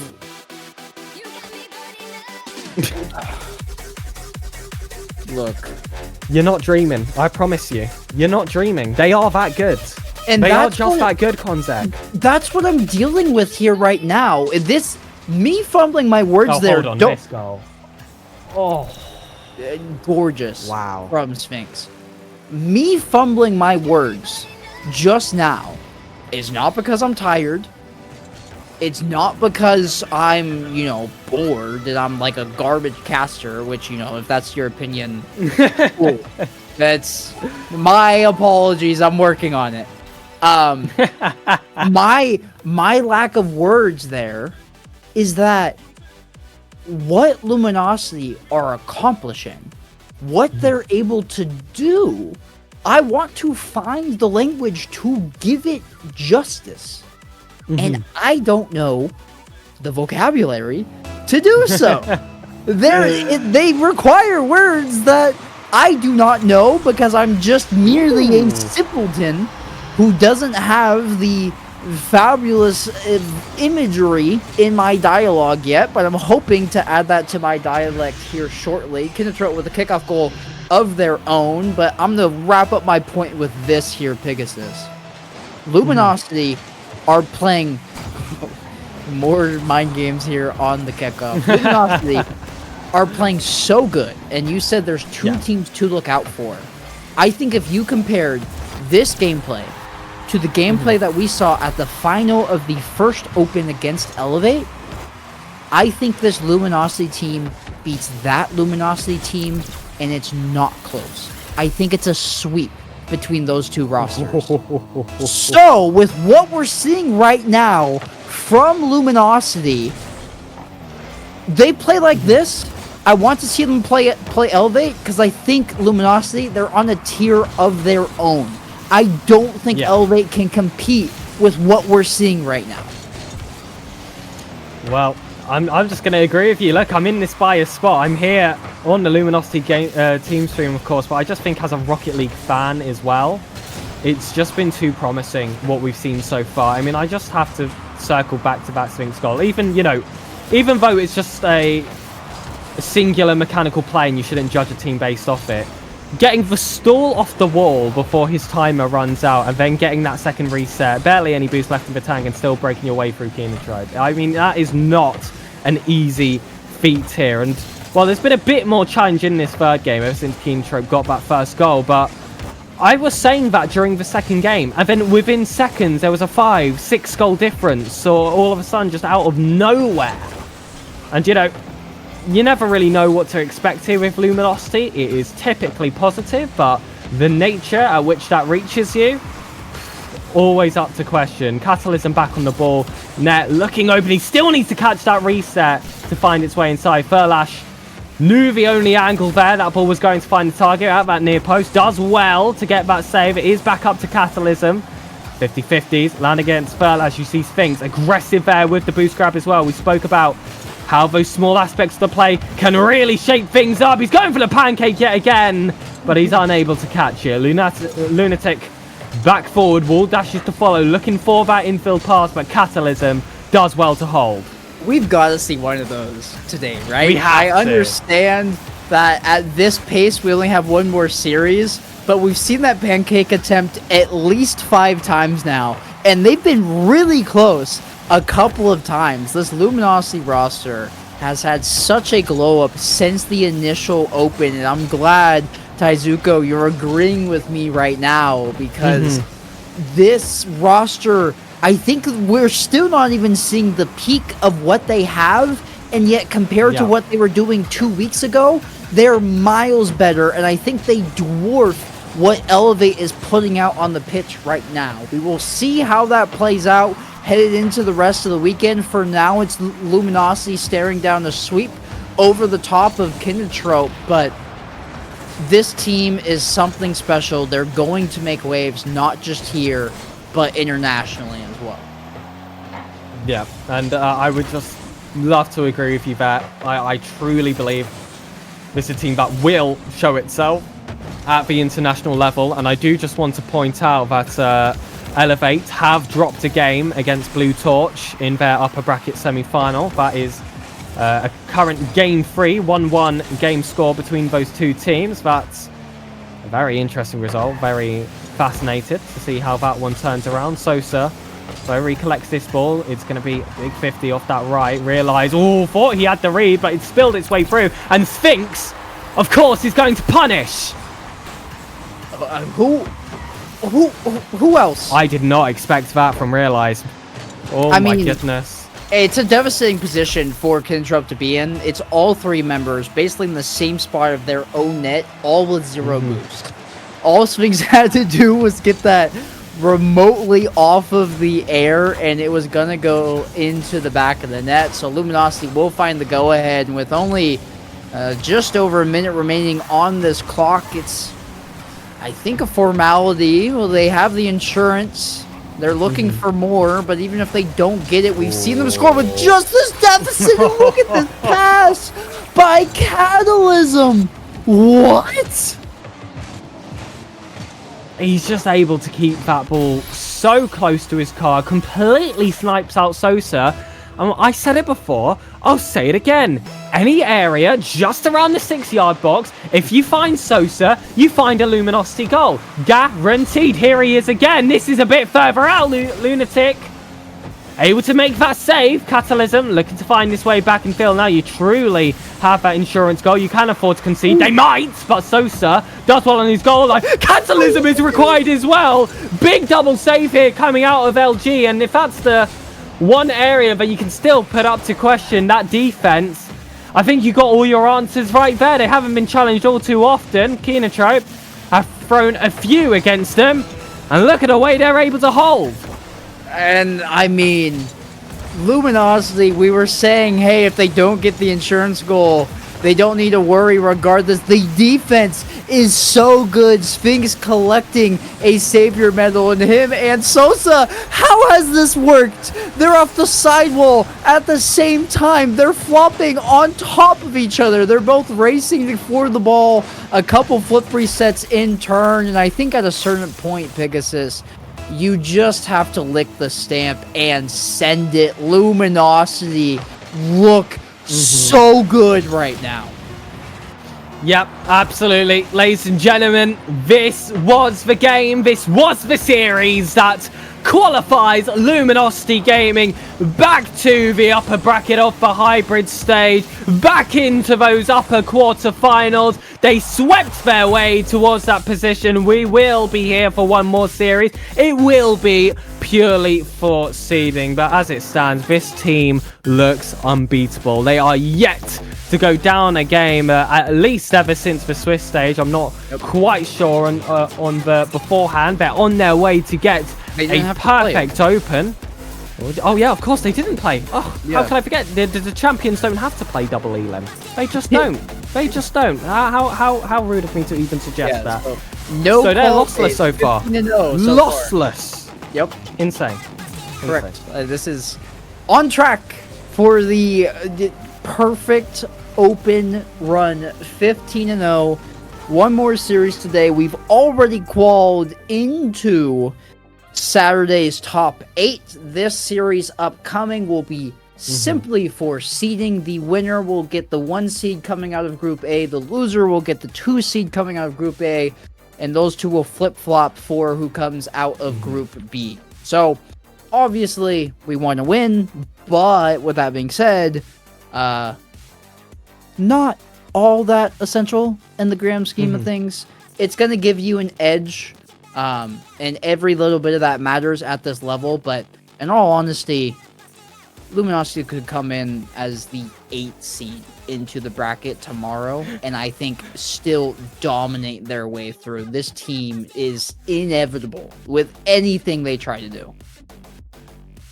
Yeah, absolutely. I feel like it does matter. I feel like we mentioned it before a little bit, how I don't think seeding fully did us justice for what we should be for a team that, you know, did go on to 9 over Swiss. But Jungle Juicers versus Dekabop Dumnem is what we have on screen at the moment. Whoever wins this series will be our opponents in that upper bracket finals. I will say I'm very impressed with the Jungle Juicers performance so far here. I really did not expect the Game 4 victory versus Rounds. I mean, you look at the talent on this roster, and yeah, certainly. I mean, there are good players here to look out for. Of course, I know I personally am rather familiar with just around Europe, seeing these guys play every now and again. But I don't know. I feel like I would have put Rounds that level higher, especially with how they played in the first open as well. They managed to get themselves so far. I believe they got, I want to say top 4, and they actually dropped to Dekabop Dumnem in the form of a sweep or something similar to that in the first open. So yeah, that was a very, very early bomb into the lower bracket. But I feel like, you know, in this series especially, they're definitely proving their worth, because that exact Dekabop Dumnem team I was complimenting before for getting that sweep against Rounds are being brought to potentially Game 5 with how this game is going. Yeah, and Dekabop Dumnem, they're a good roster. I started with them this season in APAC because, you know, it was still up in the air who would be over here on the Luminosity stream. I'm happy I'm here. I don't want to go back, but it is a good group of lads over there who play some good Rocket League, and they're no slouch of a team by any means. And so Jungle Juicers, taking them to 5 is a big deal, especially when you expound that. You mentioned it yourself with the Rounds victory on the opposite end. I do think Rounds is the worst of the two predominantly Finnish rosters, but I mean, even with that being said, Jungle Juicers look poised to go to 5 against Dekabop Dumnem and have a chance to win and get their ticket into the upper side of Saturday's top 8. And Rounds have themselves quite a difficult run to play. I have seen that 360, which was the team that got a forfeit in the upper bracket versus Dekabop Dumnem to qualify them into this position, are actually playing in the lower bracket quarterfinals versus Rounds at the moment. So it's nice to see that they were able to eventually show up. But it's going to be a really hard time for Rounds in the lower bracket semi-final, because they are going to have to play Kinotrope. And I know, you know, if you don't watch APAC all too often, you were probably looking at that last series being like, oh, Kinotrope, I don't understand all the hype. Trust me, they do deserve it. It's just LG are just a completely different force. I think Rounds are going to struggle against Kenotrope if they are the team that does qualify to that lower bracket semis. And of course, I would say the same for 360 as well. But oh my goodness, hold on. I did not see this result. I don't know if you're looking over at the bracket at the moment here, Quantek. Senza Esports, of course, coming off a sweep against Kenotrope, which was a brutal result for them. In lower bracket, they get swept by Praise. Did they really? Yes, swept by Praise, it says here, and I'm seeing game scores reported accurately. Wow. I mean, wow. Yeah, nope, you're right. I am seeing this now. We complimented Praise in their series against Luminosity. We said that, hey, this roster looks good. They look like they can play against some of the top 12, top 16 talent easily, and past that as well. And Senza, I don't know if it's a collapse on their end or if it's Praise playing up, but the takeaway is that's an upset by Praise to keep their tournament lives alive. Absolutely. And Senza finishes today 0-6 to get dropped before making top 8. What a day. What a day that this is. And just to remind everyone, that Praise team, they got to round 5 of the Swiss stage in Open 1. And just about were not able to pull through and make top 16. Senza, of course, the shock team that, beat Elevate and, burst their way onto the scene. They made, I believe it was top 6 in Open 1 as well. That top 6 team is now within the ranks of what? 13 to 16, I think they'll go down as, after getting that sweeping loss versus Praise. And they're going to have to go back to double elim. They won't qual automatically either. They'll have to play the opening 2 days. So, oh man, it's quite the fall from grace if you're a Senza esports fan. But I don't know, maybe it's Praise. Yeah, it definitely could be Praise. We did say like, hey, this is a quality roster, and I wouldn't be surprised if they just played better. But then you also have to look at, Senza got swept by Kenotrope, and we like Kenotrope too, but Senza should have definitely taken at least one game in either of those series. Any which one. Absolutely, and we were able to watch party that series as well between Senza and Kenotrope. It was overtimes for game 1, game 2, and I believe that last game was only a 2-goal difference, and that second goal came late in the final minute as well. Like, those were extremely close games, and it didn't feel like there was that much difference between Senza and Kenotrope. I know that a sweep will definitely tell you otherwise. Like, yes, one team is better at, edging out a series. Their goals are going to look a lot more favorable as well because of that and how they were consistently able to do it. Yeah. But, if you just compare them game by game, really wasn't much between them. Are you telling me that if, Kenotrope are in that position of the lower bracket, they're getting swept by Praise? No. I would be extremely surprised. I don't think that would be the case. I wouldn't have bet on them even losing in the first place. Still, even after watching them against Luminosity get played around a little bit by the champions, I still would not have made that prediction that they would be able to beat this Praise team. And I thought Senza, we were going to see them in the lower brackets semi-finals for, I believe it's either Decabop Damnem or Jungle Juicers to play. Wow! I mean, APAC's got depth now. It is amazing. It is amazing. Yeah, I think that's the biggest takeaway, and you kind of just have to call into question if Senza in the first Open was more of a fluke than anything. They played well. It's such a hard call. I completely understand, which is why I'm posing this question as more of a rhetorical than something that needs to be answered right now, because if you asked me this question, I don't know what the takeaway is, but Senza had a few statement wins in the first Open, namely that 3-1 victory over Elevate in the Swiss, or in the qualifier, not even the, actually, was it Swiss? No, it was in the qualifier game on Saturday of the first Open. It was the final double elim qual day. They won 3-1 over the top of Elevate.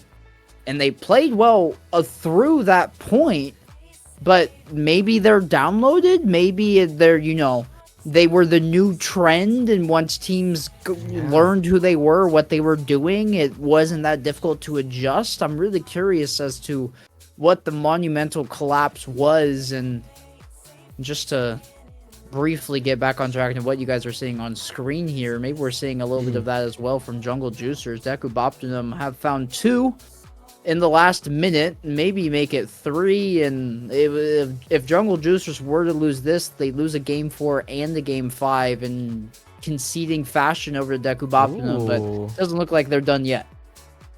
No, absolutely not. Still just over 100 seconds left here in this game, and it has been pretty close between them. That's a big mistake coming from Dekubop Dumnem, but we can say from being on their team stream as well, they do just have those random moments where they completely break down in defense and just let a very easy one, just like Jungle Juicers, were able to score just then. I feel like on offense, especially, this Dekubop Dumnem team is really strong. It's exactly what you'd expect from a trio of Porsos, Dansku, and Regsa. Anyone who's, speaking into existence. Anyone who's very, acclimatized to the European scene, especially, will know what offensive powerhouses these 3 players are. And my goodness, that doesn't get any more top corner, does it? But defensively, I think, is definitely where this team find their weak points, and it's a lot of unforced errors in really crucial situations that I think bring this team down a peg compared to the top of the top. I mean, they got themselves a top 4, of course, in Open 1, and they feel like they are a team that can be deserved of that consistently, but I think for that consistency, these one-off mistakes have to start to feel more like one-off mistakes than as consistent, unfortunately, as they have been in both Opens. Yeah, when I was covering their initial Open run, I immediately picked up on the fact that Deku Optimum, if they are thriving offensively, they're able to set up pressure and maintain it, you're not even going to see a single shot on their net. The flip side is, if you can get into their half, they're going to make unforced mechanical errors. They're going to lead to open nets. And the reason why a lot of that happens is because their offensive rotation is so aggressive. They don't come all the way out to the midfield line the majority of the time. They're cycling in the offensive third, grabbing only the bottom edge pennies that you see around the arena and the corner boost, occasionally coming back out to the midfield line. But constantly, you won't see the third man in their own half. They're playing inside of the oppositions, hoping to find that rebound, which more leads to these long transfer goals that we're seeing from Deku Optimum's opposition, but they've done well to hold on here. Jungle Juicers got to a 2-1 series lead, lost games 4 and 5, so it will be Deku Optimum coming our way to meet us in the upper bracket final for seeding. Well, here we go, ladies and gentlemen, and I'm just going to have a little peek onto Group B as well to see who those potential mirror matchups are going to be in that other upper bracket final. I can see that Elevate is currently leading versus Blue Torch 2-1 after what was a 3-minute overtime in that game 3 as well. So Blue Torch certainly causing some issues there for the former top team here of APAC, but they're definitely the team I expect to see in that upper bracket final. 90+7 versus Free Rat is going to be an absolute banger of a series.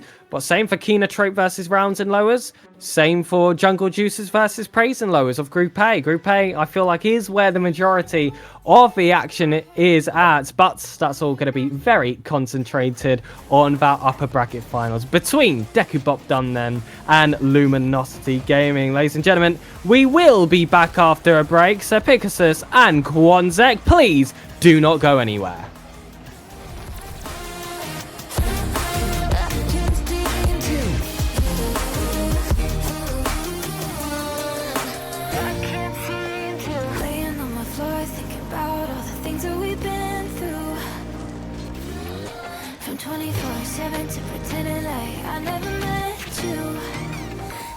all for the best, cause I know we're a mess every time we're together. Going out of my mind, and I wish I could lie, tell you that it gets better. Now that you're gone, they say time should heal, but it's been too long. Couple months where I can't seem to move on. I can't seem to move on. I can't seem to.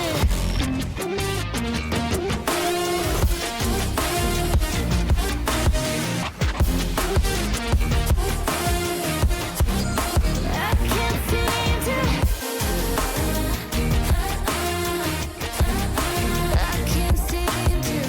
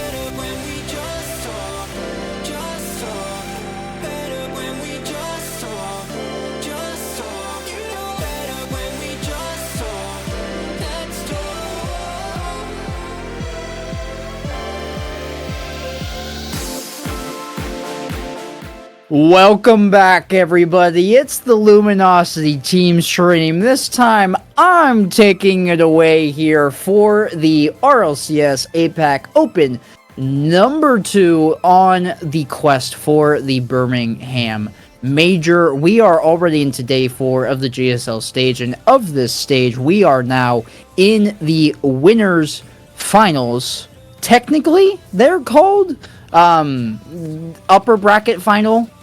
More or less the same thing. Both these teams have qualified Pegasus. It's going to be Luminosity, obviously, and Dekubopdunum. We saw them in the watch party taking on Jungle Juicers. And that result was a 3-2 victory over the top of them. So Dekubopdunum coming in here a little bit warmer, but they did have an FF to start their day.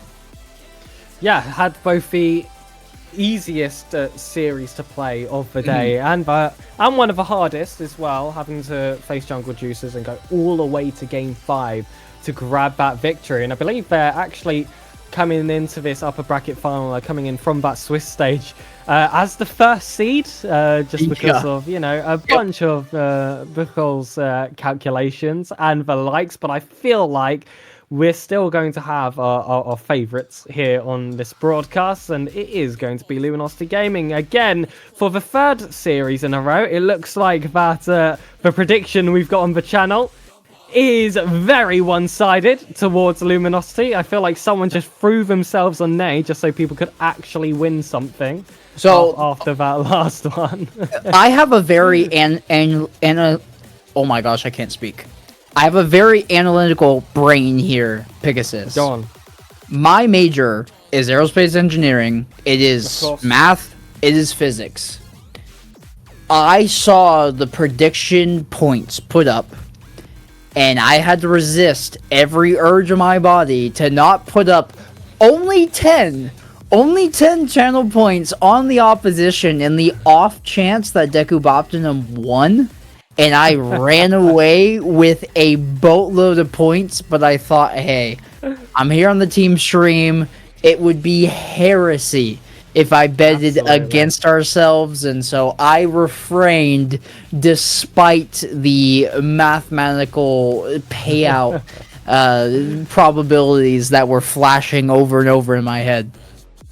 Listen, I'm a mathematician. I'm covering mathematics at university at the moment, and they teach you about expected values, my friend. Probabilities of certain things happening and what the general value of your decision would be. I feel like with Luminosity, despite the smaller payout that you would have, of course, on your points, I think they are still too heavy favourites to win this, but your expected value still tips your scale to that favour if you want to, you know, make yourself some points. But Dekubopdunum, this is a team that we certainly have a lot of opinions on. You were their full-time host for their team streams in Open number 1, and I just kind of slid in there for the GSL stage. And to be fair, watched them have an absolutely cracking run, able to take down 3 rats as well to qualify themselves. That was a shock result to many in those regards. They went on to make top 4. But they do have a very big weakness, I would say. They have a very established play style, which, you know, for a lot of teams, having a nice established play style, being, you know, one of the best in the world at that kind of style they play, is usually a positive. But when they have such clear negatives to go alongside it, it can tip away from your favour. And we did speak about it a little bit on the watch party. Very offensive. They defend with offense. They need to be in possession. They rotate very, very tight in that final third. But should they lose the control, their defense definitely can be shaky at times. I can see on the other screen we are getting players slowly loaded into the official lobby. This will be the upper bracket finals, of course, versus with Dekubopdunum versus Luminosity Gaming. This is for seeding to dictate whether we play the likes of Elevate or 90+7. Of course, also dependent on the result of that mirror matchup. I'm sure most people here will be wanting to snipe 90+7, But either way, I've got faith in LG. All through the upper bracket, they're going for that perfect open. Still yet to lose a game here in open number 2. Will it start here? My predictions say no contact, but only one way to decide it. It's over here on the pitch. Luminosity versus Dekubob Dumnem. What I'm really looking to see here, we highlighted. Okay. Oh, I thought that was in. I already stopped talking. I was like, okay, yep, more of the same. This is just where we're at. Everybody, buckle up because it'll be you're in here for the ride. What I want to look for out of Dekubob Dumnem right now, more than anything, we talked about their playstyle. We talked about how fluid and successful they can be running that one identity that they've molded into. It's tried and true. When you're playing a team like Luminosity, who can beat you any which way, who can adapt to what you're throwing at them, you also need to be the ones to adjust and make those changes, and that's not something I've found out of Dekubob Dumnem. And oh my gosh, that would have been a thing of beauty. The immediate cut by Sosa into a team pinch. It'll be just wide right of the mark, but Luminosity still feeling themselves, and who can blame them? Ugh. I mean, they've just been so consistent. So why stop here in the upper bracket finals? I love that fake attempt coming from Sosa. He creates such lovely opportunities for goals, and he may have just done it yet again. Catalysm looking to pounce, but poor Sus does well to make that save. Regsa not going to make any progressions in that play. It's all up to Sphinx. Still low boost. Still not resorting for those 50-50s, however. All high plays, all confident, all very front-footed, and that's just the kind of style I think you're going to get from both of these teams, to be frank here, Quanzek. Dekubob Dumnem love to just chase that ball forward, stay as tight as they can, play really fast, rapid rotations, but Luminosity might just be able to beat them at their own game. Catalysm required to make that save, won't get the corner boost either. He's pinned to his defense for quite some time now. Does well though on just the 0 boost, and this goes back to our first series of the day. Luminosity doing so much with so little when they are asked to meet that ball where it's at. Sphinx, good challenge onto Donsku, and they'll both careen into that sidewall there, land at basically the same spot, look to recover. Regster off his own backboard, and look at this play by Donsku, turning his teammates clear, powerful clear, into a pass down the opposite direction. That demo will open up a lot of space, but Donsku rotates all the way back for boost. I think it's beat by Catalysm, so there was a lot of open greenery on Luminosity's half, but a greedy boost rotation from Dekubob Dumnem means they won't be able to capitalize. With that being said, they've still found their way into Luminosity's half. Sosa booming touch will send it right back, and it's been 3 minutes here, Pigasus, and we're none the wiser for who will be on top and in the lead in this game 1. Oh, Sosa looking to give you an answer. Poor Sus again making the save. He's already got himself that saviour medal. You can see top right for Sphinx. Flip reset, drops this one down to Catalysm, just as Regsa to be, and Sosa wanted to be there on the follow-up. That is a very rare miss coming from him. Sphinx looked to be tricked there by Regsa, but was cool, calm, collected, did well in defense, doing even better in offense as well, looking for those bumps, still hunting for the second, and Catalysm signed the death certificate. First goal, Luminosity, with 90 seconds to spare. Sphinx does well to get in the way, but what I really like here by Catalysm, it's a good heads-up play. They have it on their hood. They have nothing but the net to look at, but they take a possession touch. Great save by Sosa here off the kickoff. Gets rewarded with that full boost as well. What I really liked from Catalysm is they took a possession touch in order to, 1, get a different angle on their shot, but also 2, enable Sphinx more time to remove the defenders. If they shoot it immediately, that bump doesn't come out in time. And Sphinx, he got credit for the first goal, not by way of the scoreboard, but by way in our hearts, recognizing the hard work that he was putting in, the unrewarding work, and he's going to cash it in for a goal of his own here. That's 2 goals within 25 seconds here for Luminosity. We said it before, when it rains it pours. As soon as Luminosity get that first goal, it's so hard to stop that momentum. I'm barreling at you. Big steam train they've been so far. Big blue train, poor Sus. We'll see this one run away from him. Sphinx is already up. He's waiting on that back wall just about. Can't catch it. And Scoot will get that clearance, and you're starting to see it. You can feel it. That confidence increase from this Luminosity roster. They're just kind of feeling out now what they can get away with, and we're in for a very entertaining ride as per usual.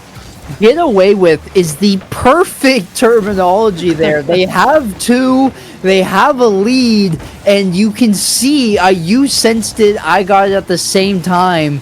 There's a suave, a swaggerness to how they're conducting themselves, moving around the pitch, what balls they're jumping for, what they're willing to take on and try to see if it will work, and they'll be rewarded with a game 1 victory. And when you have a cushion, when you've been feeling yourselves all day, why should you not? As they will rack up their 19th game win in a row here for this Open. Luminosity looking to finish our second day in a sweep. Ooh, very early calls there made after that first game, but you said what had to be said here. Loss counts currently for Luminosity Gaming in Open number 2 is a big fat donut, of which they are looking to maintain. Duckabop done them, looking to try and steal that away from them. And listen, we got to give them credit. It was a very strong first 3 minutes where it was equal between the two teams. I would say still, Luminosity Gaming did have a majority of that offense, but some chances were flying back via nature of counterattacks, which had potential to be dangerous if Luminosity didn't clock in and start scoring goals. But, you know, 5 minutes simply is not enough to hold back Luminosity Gaming. You'd need that time halved for maybe even cut into 3s, 5s, 6s to try and hold them back. Not going to happen so easily. And now a beautiful match for a beautiful playstyle. Luminosity Gaming versus Dekubop done them here in game 2. Can they continue this insane game run they've been on ever since the beginning of the second Open? Well, Sphinx looking to give us that answer. I've realized in the time that you were talking, I'm off by 1 series count. So that was our 16th game win, not our 19th. Wow. So the tally not as high as originally thought, but what matters more than anything is the loss column. Still a big fat goose egg, no matter if it's 16 or 19. Sphinx off the ceiling to himself. Oh, it would have been miraculous, but it's a good save. It may not be for long, though. So hard off the back wall. Sphinx hitting that same spot, but this time a little bit higher than the crossbar. And Regser will be the one to take it forward into Luminosity territory. So while they don't get the opener goal, I thought that was in for a second. Oh, part of me, part of me thought it bounced in off a ricochet in the corner there. Sphinx, good save. We'll get credit there. And Luminosity, they haven't found it, but how many times have we seen one goal go in and all of a sudden it's 2 or 3? And with that being said, they've already had their fair share of scoring opportunities only a minute into this one. I do hear that we potentially have our rivals watching. We see you. Let this game be a warning. Sosa looking to create something out of this play. Castleism will await on that right wall. Sphinx positioned as well as third man to just try and keep this offense alive. Poor Sas looking for second touches, just about lands, but Catalysm, the only player not holding Accelerate, will take complete control. Wants to bump thereafter on Dansku, it won't land. Now you see Sphinx again just waiting in that third man position. And you know, with these mechanical masterminds, so much of the time you want them on the front foot, picking up the ball, going for something crazy, but I prefer seeing him a lot of the times here in third. Super consistent, so you know nothing's going to spill past him, and there's potential for a ball to come out, him to have space, and you know, once he gets that perfect first touch, it's already over. It gives you assuredness, doesn't it? If he's on the back line, you know he can stunt any which way mechanically, offensively. You put that into defense, man, there's not going to be a single ball getting past him. Give him a head of steam, give him momentum, and all of a sudden It's barreling towards the opposition's net, just like this one. Catalysm gets the flip reset. Sosa gets the demo. Sphinx can't get it towards the midfield, though, so we'll just offer a bump of their own. Sosa shot on, and now this one jammed forward by Donsku. Catalysm. Outlet pass to Sosa. It's a good redirect connection as they're just looking to buy time and space. Sosa trying to take that back wall 50 as Catalysm flip reset. It's off the defense and back off the post and back out. We remain scoreless. Oh my goodness, it's just like the game before. Oh, the floodgate's finally going to open. Dansku does well to make the save. Catalysm puts this one high, sees Sosa across. He's got nothing of a tank, so Sphinx going to try and cut it, but Sosa, he's been waiting for this moment. Finally has something in the tank. Couldn't get the second touch, however. Decobop done them.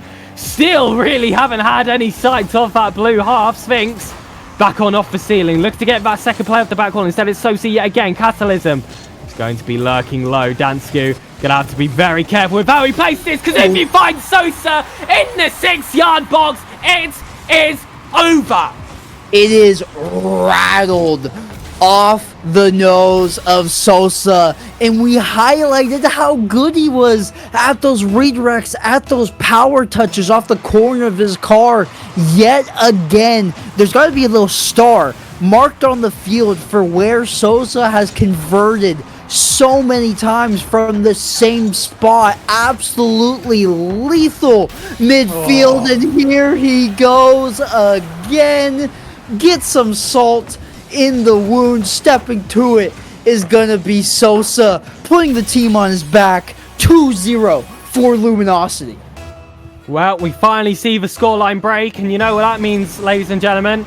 A player on Luminosity got bored and decided to get it over and done with. That's honestly what it feels like, because Sosa's just got a hat trick in like what, 15 seconds? Are you telling me he wasn't capable of this in the first 4 minutes?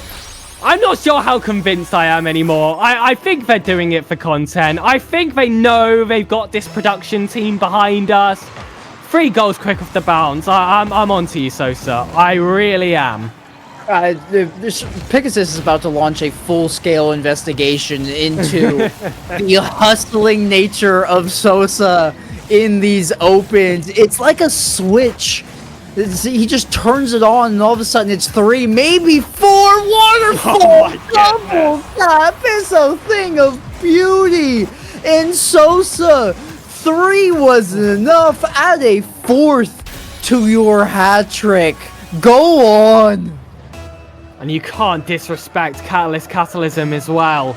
Such a lovely drop-down pass. He was in that perfect position where it looked like it was just in reach for the Decubop Dum Them defender, but still just about not enough. Sosa had full touch of the ball. 1-2 pass in between him. Catalysm and Sosa yet again. That one was on target, but Regza does well to get that save. Sphinx back across. It's Catalysm. Is it his turn? No, it is not. Regza shutting down all his dreams right now. It feels like Catalysm has gotten so many assists. He finally wants his turn for the goal, and they're just not letting it happen for him in this second game. Maybe it will in the third, where Luminosity, do I need to remind you, will be looking for the sweep. And well, producer clearly is fed up and done with this game. He's happy to go. He got the pause menu up. He had to remember to remain professional there. Look, I understand it feels like it's over. When Luminosity are in this run of form, how can you stop them? Catalysm finally got his goal. I mean, it's over. There's no more curses to break. It's not even Catalysm's goal, though. It's an own goal by Porsas. If Porsas didn't touch it, Sosa would have had a 5th. I don't know if you would rather. You probably don't want Sosa to get 5. That's quite the stat line. And, man, I don't. It's genuinely, it's playing with their food. And it does seem like it's intentional. Like, at any point, they're like, okay, we'll play now. And all of a sudden, there's 3 goals instantly into the back of your net. I don't think it is, because the game theory behind that is abysmal. The logic does not check out at all. but maybe that's just how confident they are. All the rationality has gone out the window when they know they can beat anybody and everybody. Give me a time and a place. Luminosity, they'll show up. They'll school you on your own home turf. This team, zero mercy. And again, a 5-0 result when it was goalless heading into the 4th minute as well of that game is also something we need to point out. Yes, this team came alive. Yes, they just started to get goals after goals after goals after goals after goals after goals. That all happened within 2 minutes. They were just able to just pull that out of the blue, and it was a deceptive first 3 minutes as well. Anyone, just looking at the scoreline sees 0-0 and must be going, oh my goodness, Luminosity are struggling a little bit. I think I pointed it out during those 3 minutes. I don't think Dekubop Dunnem saw the blue side of the pitch throughout that time. It was still just shots they constantly had to face. They were just scrambling for some of those corner boosts and those 6-yarder pads. And other than that, they were really restricted to those areas. So Luminosity, like you said, just kind of playing with their food and a half. Sphinx gets himself on the score sheet as well, early into the third. Not going to be wasting any time this time.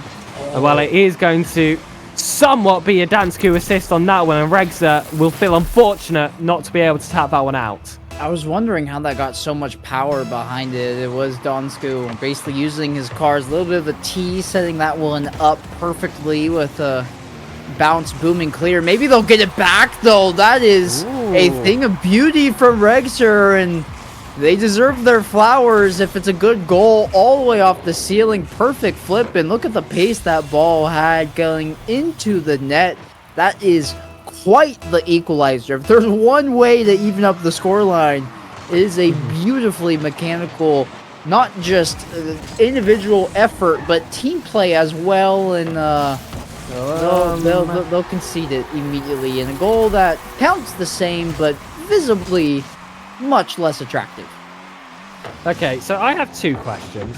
First of all, where is the Dekubop Dunnem defense? Like, where even is the third man for start? Right? Second of all, why is Sphinx there? Why is, of all the 6 players on the pitch, is it Sphinx just waiting in their corner, just anticipating it? Speaking of Sphinx, looking to come off the ceiling, that was another highlight reel play to, perfectly go against what a simple goal his previous one was just then. Catalysm. Back catching this one, will look to beat the first with a demo, doesn't quite break his way through, so Dansku will clear this one out, and it's very similar to what we see before. Dekubop Dunnem trying to chase their way out of defense, and again, all 3 players just behind the ball. Sosa just doesn't find the target. And I think this is, again, this conspiracy we were talking about here, Quantet, because Sosa does not miss those shots. Grade A hustler. Sosa, after this, you're going to book a ticket to New York. He's going to start playing chess in the middle of Central Park and be putting some money on the line. Sosa, it's his redemption arc. He avenges himself.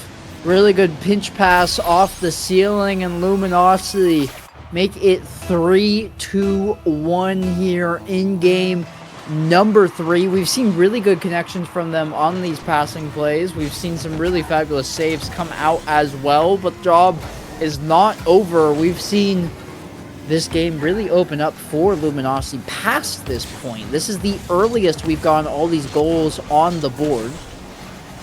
So we will see what's to come, what's to pass. The 1 goal from Dekubop was a thing of beauty, but they need much more of that, and not just that. They need to stop overcommitting and leaving the net wide open. Yeah, absolutely. We mustn't forget that this is game 3 of this best of 5. Luminosity sitting 2-0 up. Should they be able to hold on this lead for an extra 2 minutes and 3/4? This is the series all up to them. Sphinx, did he get that reset? I'm not too sure. Uses his empty jump differently. And, well, just goes to show his creativity. Completely throwing everyone on the pitch off guard there for a second. It was well defended, however, by Dekubop Dunnem, despite the surprise. Sphinx 50s yet again, and he's just lurking dangerously, timing his little boost tap so well as well to chase the Dekubop Dunnem player. And eventually, Sosa just had to find himself on the score sheet yet again. Here's the opportunity. in the box. He's got possession. It's already over. We keep on saying it, but he just keeps on proving me right. Name a better duo besides Sosa and like scoring. Like, it's such a stupid thing to say, but Sosa getting a goal in the tally section of the scoreboard it's guaranteed. And he can do it any number of ways. He can sandbag and intentionally throw his performance and all of a sudden find three and almost find a gross redirect. It's a pass to Catalysm, who actually just leaves it for Sosa. Has to do gets a shot in with 0 boost, and it's just good enough. Goes in off the Decuboptimum defense. I need to see this man's statistics. I need to see it after today. I've got ball chasing on.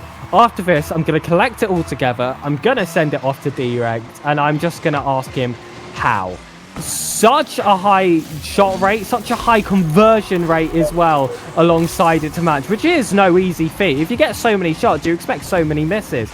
How? Just does not feel like the case from him. And Catalysm will get a goal straight off the kickoff. It's again that strat where they let the second man take it, and they get themselves another completely open opportunity. We're here in the upper finals. This is supposed to be the toughest matchup so far. We're playing a team that, again, I'm just going to remind everyone here in chat, was top 4 in Asia Pacific in the first Open, was the first seed from Swiss heading into this group stage format.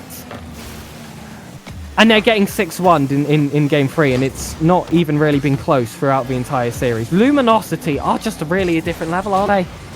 They are just a little bit special. They're just unbelievable. Yeah. But that's what I'm saying. Like, I think the game that we have between Luminosity and Elevate, tail end of Open number 1, very close. Very good series. It was entertaining to watch. This Luminosity roster, different beast.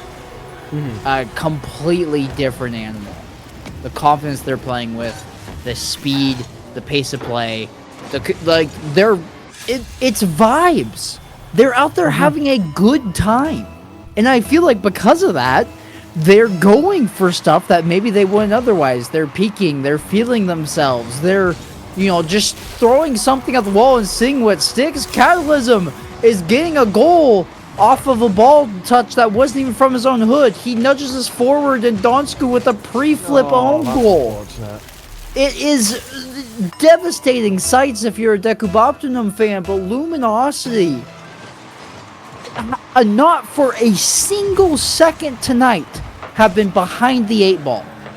Have they been struggling to get in this game, or to maintain their pressure, or to accomplish what they're setting out to? Yes, they've done a little bit of trolling, but that's because they have leads that are 7-2. Anyways, rant over. Yeah. I mean, we do see it reduced to 7-3, but I don't think there's going to be any concerns. No. Heading into those final 41 seconds, we've heard those goal chimes go off 10 times now in this third game, and they're looking to try and make it 11. Luminosity, another ball inside, finds Sosa, game, set, and match. I'm sure we'll see them in the upper quarterfinals. I don't know what you think, Konzek, but I think it's This is so disrespectful. Can I play the hype chamber yet? Coming from the producer. Well, if you do want something to do here, ladies and gentlemen, whilst we await the dying seconds of this game and allow Luminosity their victory lap, I've just dropped !team in chat where you can support every single one of these players. And I do just want to take this moment as well to mention a person on this roster who we really haven't mentioned all day, and that's, of course, Coach Mektos. We've been speaking about how this team looks like a different beast between Open 1 and Open 2. And yes, that's partly because of the professionalism from Catalysm, from Sosa, from Sphinx as well. But Mektos has definitely been through some work here to bring this team to another level. Sphinx just going for pogos, going for all those double flip resets, and it is finally made official. Luminosity Gaming progress to the upper bracket of the hybrid bracket without a single game loss to their name. An absolutely insane run they're on for right now, looking to get the perfect Open. Yes, that is what they're looking for at the moment. It feels like more than just a second championship at this point with the kind of performances they've been having so far. But like we said before, that's all 4 players on the roster. Catalysm, Sphinx, Sosa, and of course the legendary Coach Mektos. Yeah, Muktos definitely needs his own flowers. I don't know what they're feeding these boys. I don't know what sort of conversations and meetings they're having, but Luminosity. There's nothing to say. Through into Open 2, where theoretically everybody should be better. They've had more time with the game in a competitive setting. They're further along into the season. They've had more time consistently with their team. 3-0 through to a stage.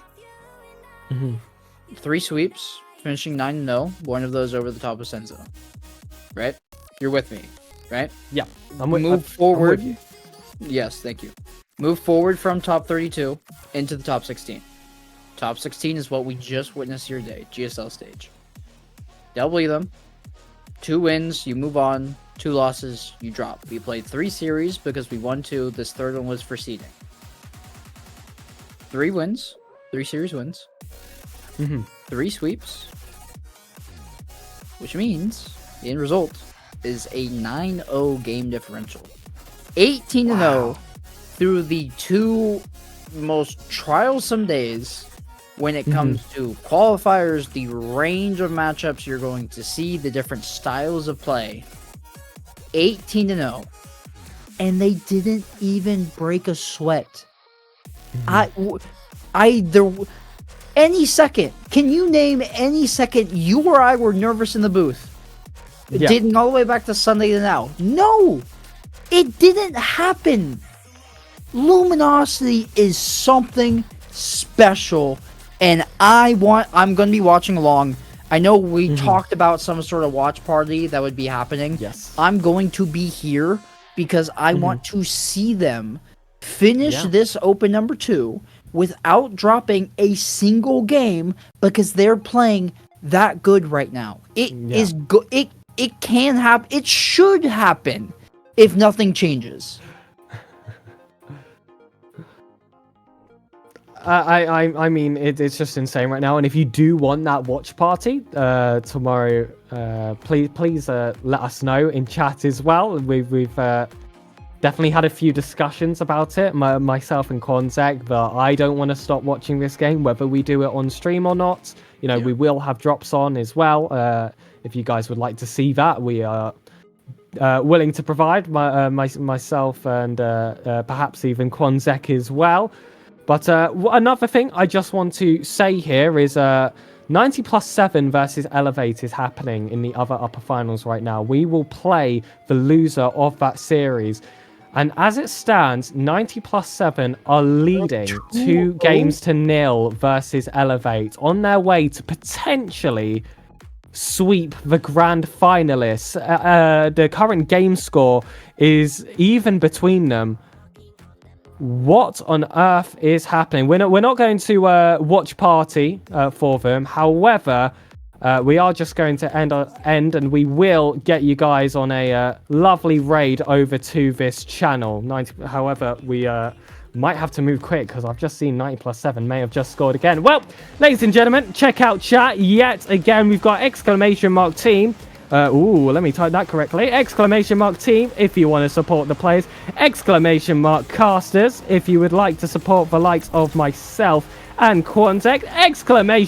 Producer if you want to give some love as well to the GOAT Hazza, who has been pressing all the buttons, doing all the lovely stuff as well here on stream. We are about to end, about to raid. Thank you so much for watching. This has been the Luminosity Gaming official team stream. Goodbye.